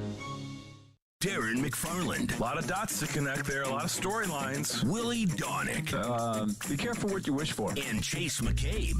Yes, because it's my favorite. Get through your workday with Darren, Donick, and Chase. Weekdays 10 to 2. Great three-man band live. Fired up. Let's go. On Nashville's best sports talk. ESPN 102.5 The Game and the Game Nashville app. I think they would love to see that. Watch live on YouTube, Twitch, and Periscope. When you see that, click on it. This afternoon. Stafford fakes. Henderson wide open. Catch made. That's a touchdown Rams. Rodgers with time. Throws across his body. Touchdown! Matthew Stafford and the LA Rams are on the road for a crucial NFC battle with Aaron Rodgers and the Green Bay Packers. Coverage begins at 2:45 on ESPN 102.5 The Game. It's game day for the Two-Tone Blue. and we're inching closer to kickoff. This is the NFL Pregame with Jared Stillman, forever receiver Chris Sanders, and Mark Howard. Now, let's get an update from the stadium with ESPN's Teron Davenport, brought to you by Freedom Tire Guys on Nashville's best sports talk. ESPN 102.5 The Game and the Game Nashville app. TD joins us, as always, on the pregame show, brought to you by Freedom Tire Guys, Nashville's premier mobile tire company, online at freedomtireguys.com. TD is hanging out in Foxborough and Gillette Stadium, as you can hear. And TD, let's start with this. Who's going to play at wide receiver for the Titans? What does it look like so far? Yeah, well, I had a long conversation with Coach Vrabel, and I told him, man, I can't do it. I can't do it today for him. So, no, I mean, look, it's going to be Cody Hollister. That's really the guy I think they're going to, try it out there. And I see him probably being the starter at X. And, Nick Westbrook McKinney at Z and Chester Rogers at slot. And that's what they'll probably rock with. Obviously, Fitzpatrick is in the mix, but I just don't know that he could be trusted after some of the things that happened last week as far as, those interceptions that he was basically at the root of. TD, this is going to sound like a weird question, and maybe more about what happened during the week. The belief in the Titans, we know who all's out, and we know all the names. It's hard to see the Titans winning, but Vrabel has had a way during the years of getting this team ready to play in games like this. What was the discussion like with the players throughout the week, knowing how shorthanded they're going to be today against the Patriots? Well, it just comes down to each one of them doing their 11th part of it, when they're on the field, right? And that's excuse me, that's been the mindset that they have is they just have to do their job and control what they can control. They have no control over, who gets hurt, who doesn't, et cetera. And each guy individually is just looking to play their part so as a group they can elevate and make up for the guys that aren't there. We're speaking to Titans beat writer Teron Davenport from ESPN and ESPN.com. TD, how does Todd Downing, the Titans offensive coordinator, help his quarterback today?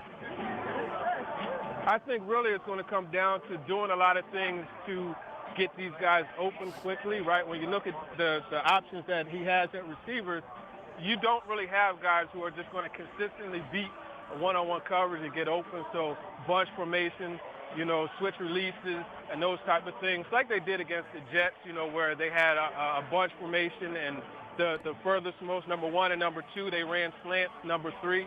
The furthest inside guy ran an outbreaking route, and you're just causing traffic jams, and that will help guys get open. When you stack them up like that, it creates natural space, and that's what you want to do against this Patriots defense that is playing really well. I mean, you look at that stretch over the 5 games that they've had, they've generated 13 turnovers, so they're very opportunistic, and they'll be looking to jump routes and do those type of things. Titans are really banged up at linebacker. How concerned do you think that makes Shane Bowen with Hunter Henry and Jonnu Smith as the Patriots tight ends? Yeah, there should be a lot of concern. It's ironic you say that because Jim Haslett, the inside linebacker coach, just strutted by. Hunter Henry in the red zone has been a problem for opposing defenses. He has 7 touchdowns. He's been pretty much a safety net for Mac Jones, and that's something that, rookie quarterbacks, they tend to lean towards tight ends, guys that make for easy throws, high percentage throws. So I think really it's going to be about the guys that they do have available, Jayon Brown, Monty Rice. These guys are going to have to come up. And I think it's all about, just throughout coverage, it's all about getting up and causing what I call chatter at the line of scrimmage, right? Get up there, jam them. Don't let them get the free release. That can knock the timing off. And now you got Mac Jones patting the ball, trying to work through his reads, while you have the guys like Jeffrey Simmons and Landry trying to close down on him. So I think that's really the way you go about it, whether it's the tight ends or the receivers. Yeah, TD, this is Chris. Mac Jones is playing pretty good. He's throwing for over 2,500 yards and completing 70% of his passes. What can Shane Bowen do to really confuse him in the secondary, but also put pressure on him and not let him step up and make the pass in the pocket? Going in and out on that one, Ralph Sampson. I need. What? Can you hear me? I said Ralph Sampson. You were going in and out on that one. Okay, here we go. He called me Ralph. No, I'm saying Mac Jones has been playing at a pretty good level. He's thrown for over 2,500 yards. He's completing 70% of his passes. What can Shane Bowen do to put pressure on him and make him make mistakes? I can't hear the question. You can't hear the question? I think the Patriots are cutting through the communication. Can you hear me now? I think it's the Patriots. That cricket. No, it's that cricket phone he got, man. Hey, man, you got the phone. He can't hear us. I think we lost Teron Davenport. That's okay. Oh, wait, I got you now. You want me to do it again? One you more good? time. All right, here we go. Yeah. Here we go. Okay, Mac Jones has been playing at a top level. He's thrown for over 2,500 yards, and he's completing 70% of his passes. What can Shane Bowen do to confuse him in the pocket and also make him make interceptions?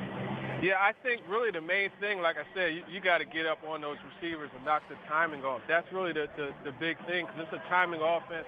This is a lot like what, when Tom Brady, before he became the gunslinger and down-the-field passer that he was, this is what they did with him, right? It was all timing, quick passing game, and those type of things. So I think it's going to be important to get up and, like I said, cause that chatter. But the guys up front, Jeffrey Simmons, Autry, those guys, it's a must for them. If they feel like they're not getting home, you got to match hands, put them up.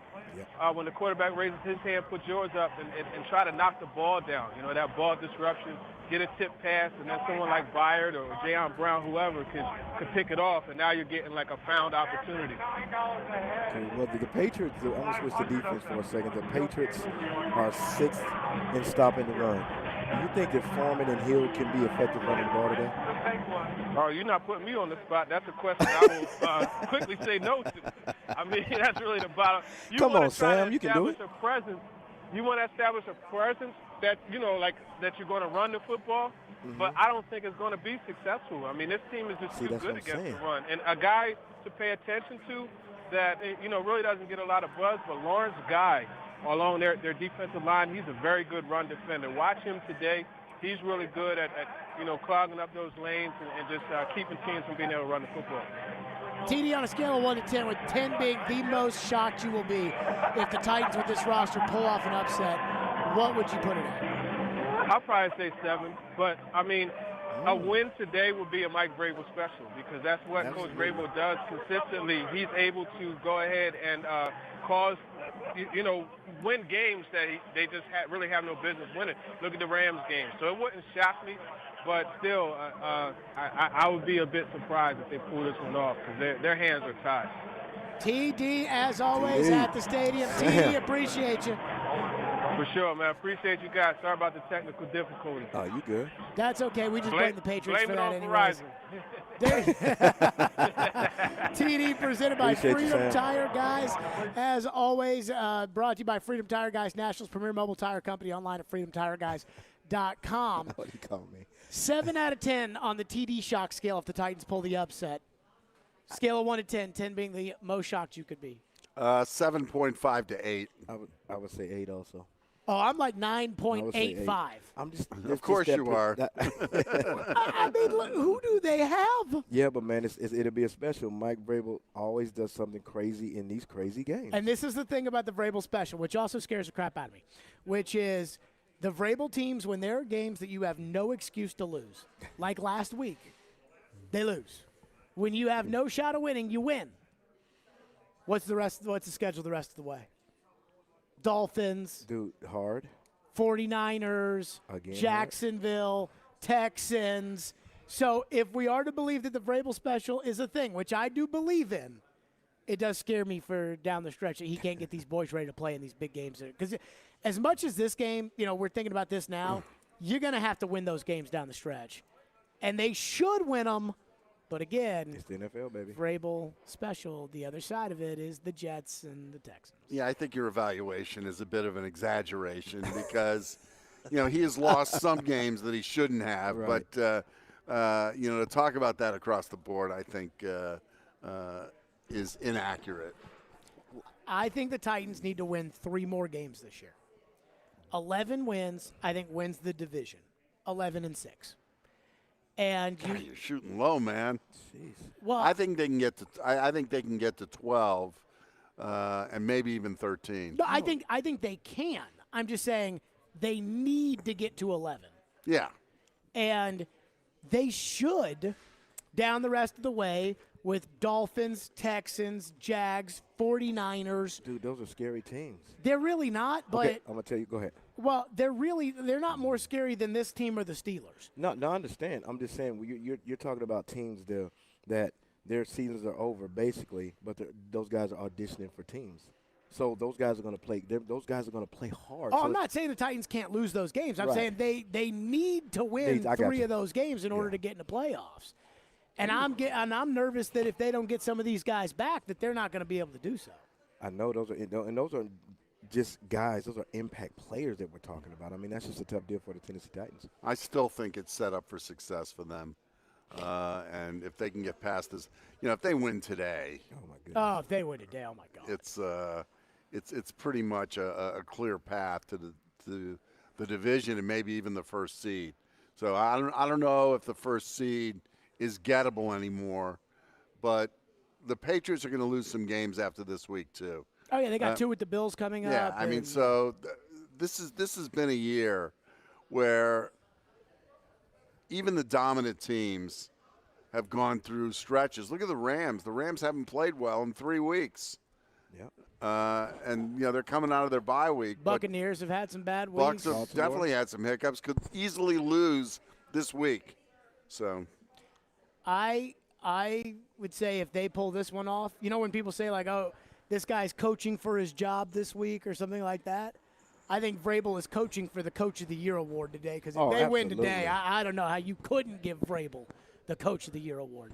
Coming up next, our picks to click. Who's got to click for the Titans on offense? Who's got to click for the defense? We'll do that. Plus, we'll take a look at the sports books and our game day predictions. So don't go anywhere. Live from the Corner Pub in Bellevue, it's the pregame show on ESPN 102.5 The Game.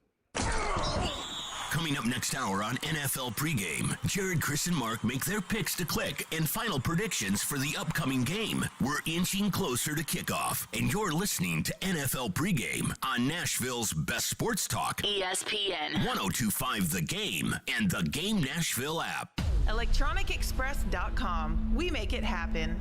Closer, bolder, golden. Nashville SC Stadium is arriving in 2022, and season tickets are on sale now. With just 150 feet between the pitch and the last row, you'll be right there in the action no matter where you sit. If you thought soccer in Nashville was a party already, you ain't seen nothing yet. So come on in, grab a seat, and stay a while as we open a new era of Nashville sports. For more information on season tickets at the new Nashville SC Stadium, visit nashvillesc.com/22 ticks.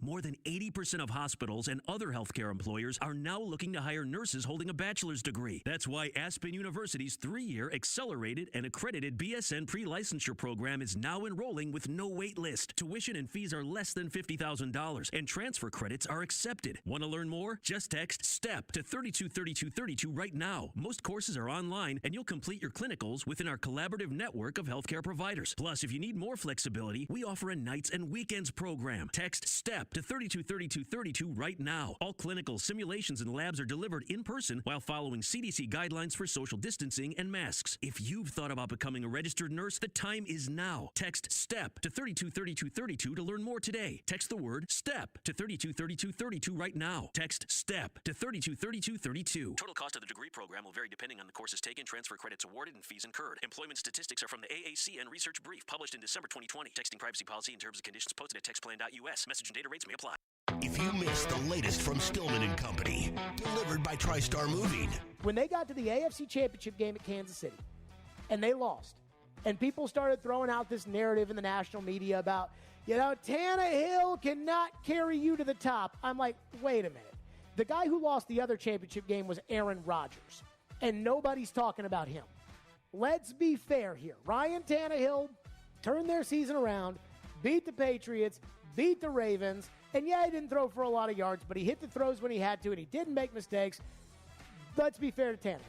Then Tannehill had a great season last year, had a terrible game in the playoffs against the Ravens. And I was like, okay, I need a little bit more now. And every game since that Raven game, it feels like it's worse. and it culminated itself yesterday. 4 interceptions. 4. Tune in Stillman and Company with Jared Stillman. Weekday afternoons from 2 to 6. On ESPN. 102.5 The Game and the Game Nashville app. This is NFL Pregame. And it's time for Jared Stillman, Chris Sanders, and Mark Howard to make their picks to click. Brought to you by Parman Tractor and Equipment on Nashville's best sports talk. ESPN. 102.5 The Game and the Game Nashville app. Picks to click on the pregame show, brought to you every week by Parman Tractor and Equipment. We are 1 hour to kick off Titans and Patriots. Who has got to click for the Titans to take care of business today? And boy, is it going to be hard to take care of business given all the injuries for the Titans. But as always, we start off with optimistic Chris Sanders, who is going to get us going. Who's got to click offensively for the Titans? I mean, I know all three of us are probably going to pick the same guy, but I'm going with Foreman. I know all of us are going to pick him, so I'll just quick to the draw. But I just think that I agree with you 100%. They need to run the ball. They have to run the ball to have time of possession and stay in front of the chains. And the guy to do it is Foreman, so I'm going with Foreman on offense. So do you think they're going to commit to running the football with him today? I mean, I kind of agree with you. They're going to have to. I mean, they're going to have to run the ball to set up the pass and get those receivers open, because if you can't run the ball, you're not going to win in this league. So, you know, they got to stay in front of the chains. You can't get in 2nd and 12 or 3rd and 15. You got to try to stay in front of the chains. And I think Foreman, with his powerful running style, can stay in front of the chains. Yeah, mine's going to be Ryan Tannehill. I know it's the season of giving and all that, but he's got to be a little more Scrooge-like. Yeah. He cannot be turning the ball over today. And I'll just go out and say, if Tannehill has a good day today, the Titans will win. I do not believe the Titans can have 1 turnover in this game today. I would agree with that. Like I think they could have survived with 4 last week against the Texans, but it was the 5th one that did them in. Whether it was the Rodgers fumble or whether it was one of those, goal line Tannehill interceptions. You could have won with 4 against the Texans. You probably do win with 3 against the Texans, but it was the 5th one that did you in. This week, 1 turnover, I think, gets you beat. It's funny. If they beat the Jets, if they beat the Texans, neither one a tall order. They'd be writing books about this team. Oh. Absolutely. Oh. My pick to click offensively, since he took Deontay Foreman, and because you're taking Ryan Tannehill, so it leaves me with like Dez Fitzpatrick or something like that. I am going to go today with Westbrook-Akina. And here's why I'm going to go with Westbrook-Akina, because of all the backup guys all year from the start of camp. And I went to like every preseason practice this season from the start of camp until right now. Westbrook-Akina is the one guy who shows up every week. Westbrook-Akina, other than his fumble against Indianapolis, Westbrook-Akina has not had a major mistake this year. Do I think Westbrook-Akina is very good? No, I do not. But I don't think Chester Rogers is consistent. We've seen balls off his pads for interceptions. We saw the punt return. We've seen the injuries from Chester Rogers. Do we think Dez Fitzpatrick is consistent? Do we think Cody Hollister is consistent? Crazy, Bill is not going to let the Titans go in there and run the football. I think that there is a big onus on the shoulders of Nick Westbrook-Akina today. Well, I like him. He blocks.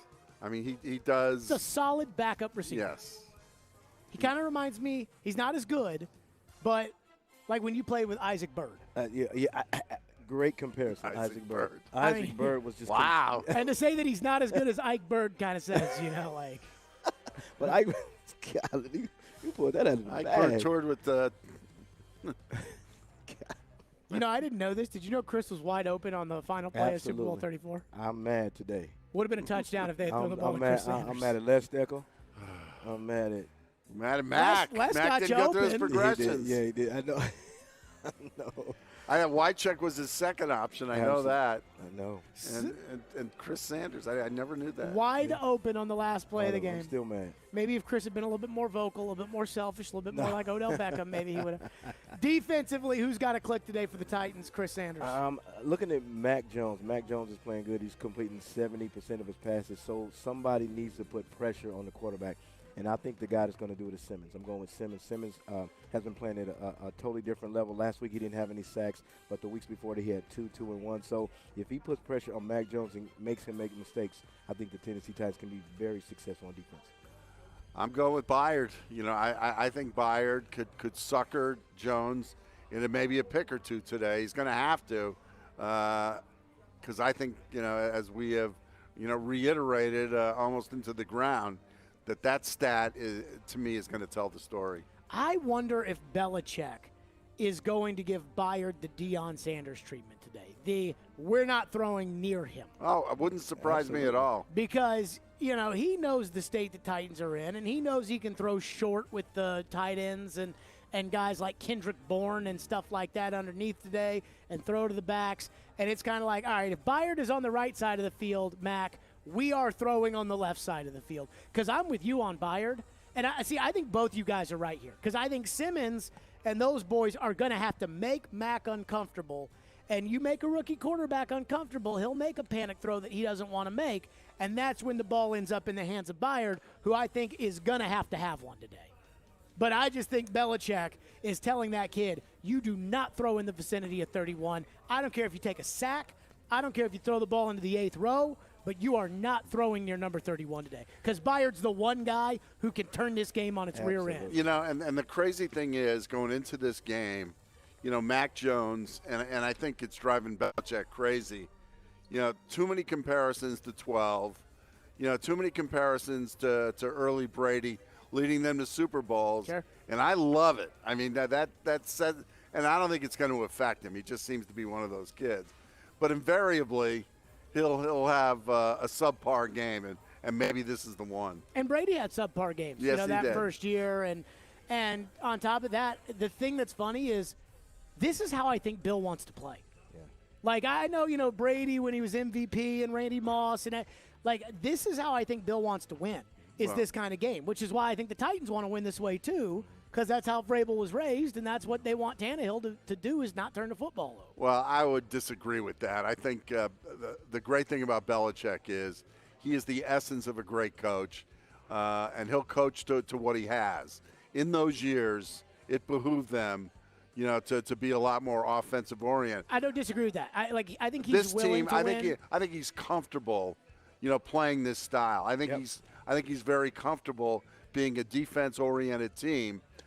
Because in my mind, he's the best defensive coordinator who ever walked this earth. Oh, sure. And you know, don't think that Steve Belichick's doing it all by himself.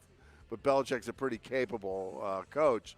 But Bill Belichick will put his 2 cents in, guarantee you, and he could win a Super Bowl with this team, which would be, you know, to me, the ultimate shut up. To last year. I mean, it really is. Yeah. I would say that when Steve Belichick was kind of the de facto defensive coordinator, Floyd went out of his way to make sure that I knew, don't be thinking Bill's not the one calling the shots here. You know, that was the way that Floyd kind of – and I agree with you. Bill will win however it takes for Bill to win, but I think this kind of way is how Bill wants to win. You know, we're going to play defense and take care of the ball. And I think that's how Vrabel wants to win too. You know, Vrabel hasn't really played defense until earlier this year, but I think that's the way that he wants to win as well, which is defense and taking care of the ball. For me, my pick to click is Elijah Molden. I think Elijah Molden's starting to come on a little bit. And I thought he had a decent game against the Texans. I think he gets better every week. But I think they're going to be scared to death of throwing by Byard, and he's going to get matched up in the slot and some of these tough rubs and digs that they're going to really, you know, kind of try to confuse him on or whatever. If Molden can get his hands on a football, I think that can change the course of the game, and I'm starting to like the way he's starting to play. See, I said that a little earlier. That's the kind of matchups that I'm a little nervous about. Sure. If he's matched up on a receiver that's speedy.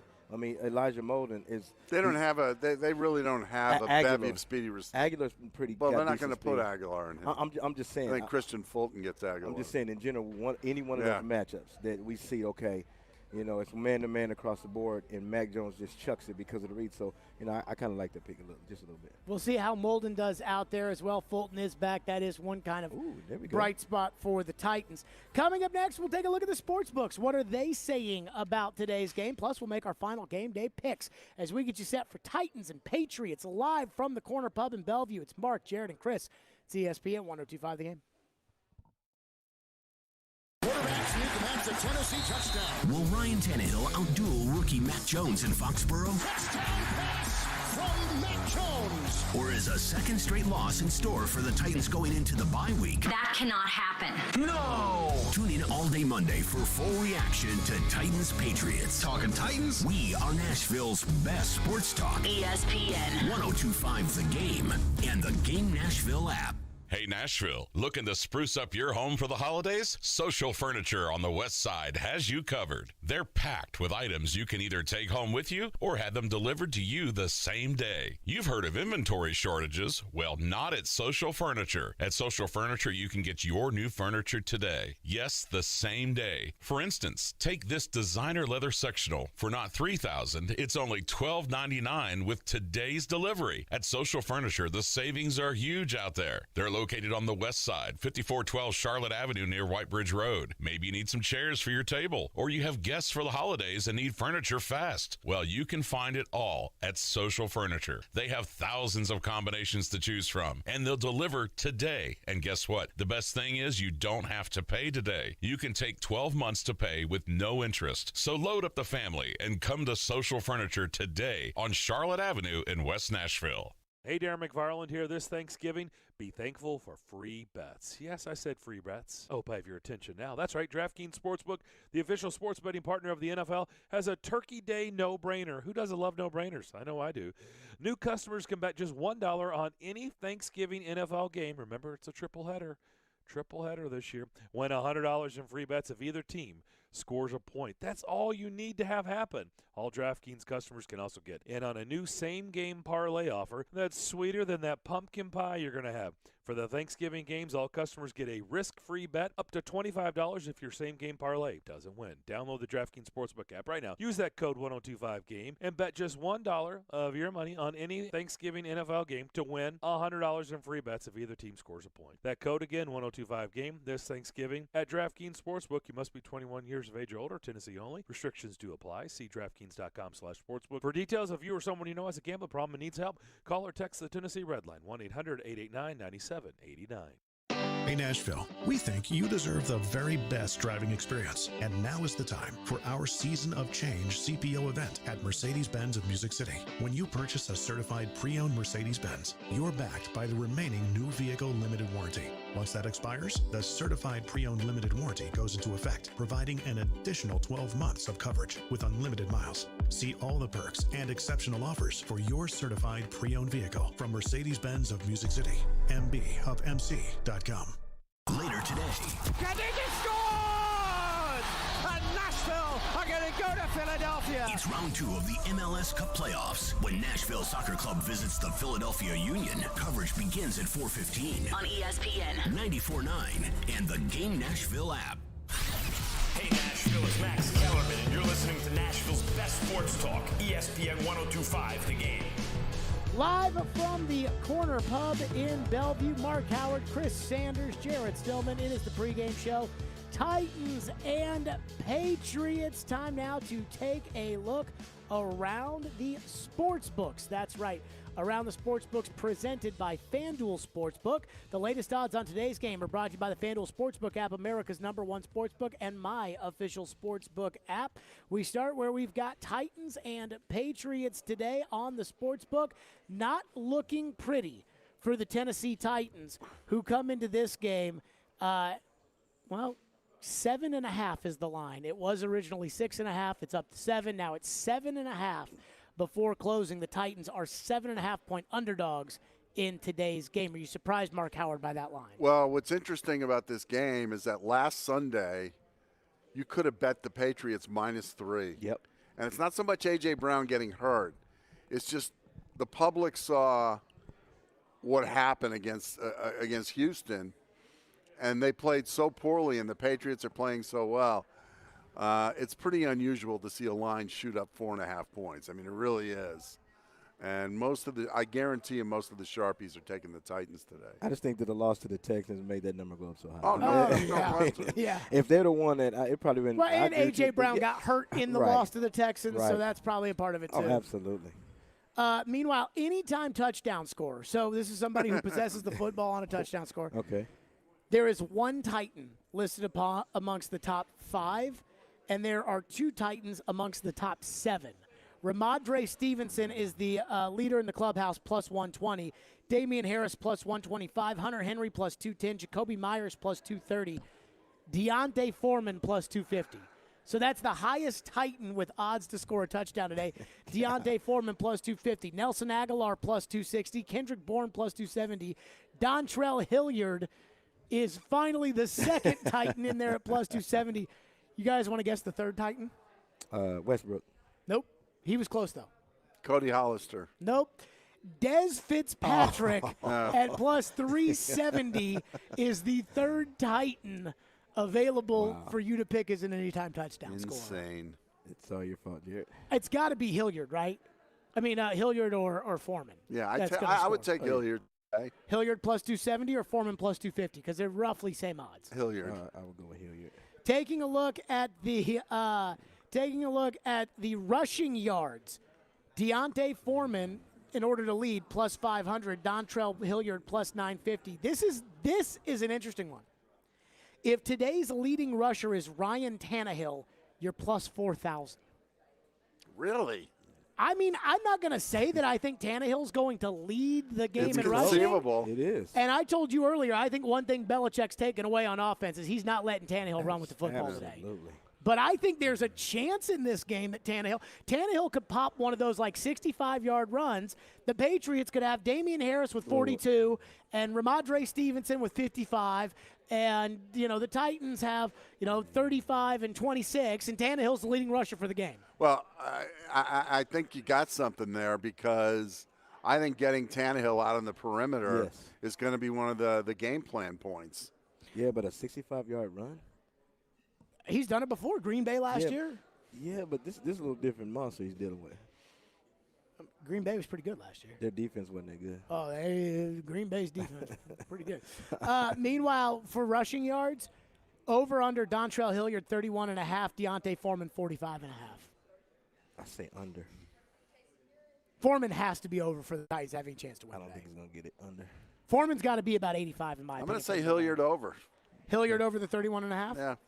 I think Foreman's getting the ball today. I think Foreman's got to be the magic number for Foreman, for me, is 70. If he's over 70, they got a chance. If he's under 70, I don't think they have a chance to win today. Meanwhile, Titan passing yards. Nick Westbrook Akina, 40.5. Oh, over.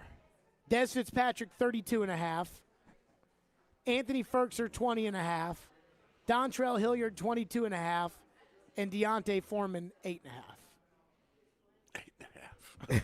That's like a flare catch. Are there any of these that you would feel comfortable taking? Westbrook. I mean, I'd feel comfortable taking under Dez Fitzpatrick, 32.5. I could see that. Yeah. But I would go over with Westbrook. Okay, what do you guys think the passing yard over-under is on Tannehill today? Oh, my God. 190. 209. 109. 190. 213. It was close. So they really don't think the Titans are going to throw today. I don't know. Nope. Well, how can they be under 40 with Deontay Foreman? Tannehill throw under 213 and still have a chance to win the game? Because I know we're getting ready to make our predictions. Mm-hmm. I think you're about to pick the Titans to win today. Oh, inquiring minds want to know. I think. Do you think Chris is going to pick the Titans to win today? Yes. I do too. So you have to explain to me, if the Titans are going to win, how it's under 40 yards for Foreman and under 213 yards for Tannehill. I don't know. Inquiring minds want to know. I can't tell you yet. That's Sorry. a look at the sports books today on the program. A look at the sports books presented by FanDuel Sportsbook, America's #1 sportsbook app. Time now for our game day picks. Brought to you every week by Social Furniture, located at 5412 Charlotte Avenue in Nashville. Shop local, shop social. Chris Sanders, who wins today? What's the final score? And how can they do it with Ryan Tannehill throwing under 213 yards and Deontay Foreman rushing under 40? I'm going with, and you can see it right here. I got it written down. Patriots 20, Titans 17. I just think that the Titans have too many impact players hurt. I think their defense is going to keep them in it to keep it close. But I just think I think the Patriots are going to win 20-17. What do we think of Chris's 180? Wow. I mean, he started the show there. The reason why I think the Titans are going to be able to win today is. It's just really hard to pick them to win. But any score on defense, man, I don't know. I'm saying Patriots 24, Titans 13. Why? Because I just don't think the Titans are going to do anything offensively today. So, no turnovers or not. I think this is going to be a lot uglier than people think. I'm going to go Patriots 14-3. What? So I think it's going to be really ugly, really low scoring. I think that both quarterbacks have it drilled into their heads. Under no circumstances do you turn over the football. We're going to see a lot of running. We're going to see a lot of short passing. We're going to see a lot of punting today. I think that's how Vrabel wants to play it. I think that's how Bill wants to play it. But ultimately, I think the Titans make a mistake. One of these receivers fumbles a football or something. Patriots score on a short field. Titans can't move the football and do anything offensively. They score 3 points. I'll go 14-3 for the Patriots today. I think the impact player of this game, I wish I would have picked him, was Kern.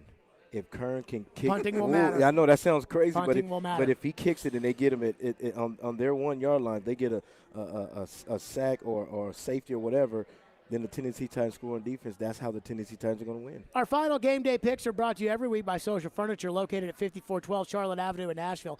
Shop local. Shop social. That's going to do it for us. We are out of here today. Tomorrow, I almost said Jared in the gym. Tomorrow, Stillman and Company at 2 o'clock. We'll have a full reaction. Plus, we're off next week with the Titans on a bye, so we will be back prior to the Jacksonville game in a couple of weeks. Location, TBD. So we will get that figured out for the Corner Pub here in Bellevue. For all of our staff, Chris Sanders, Mark Howard, we will see you tomorrow. From the Music City Bowl 84 yards for the touchdown. to the Rose Bowl and Sugar Bowl on New Year's Day. Touchdown. To the College Football Playoff and National Championship. Gets around and leaps to the end zone. Your home of college football's bowl season. This is an incredible moment.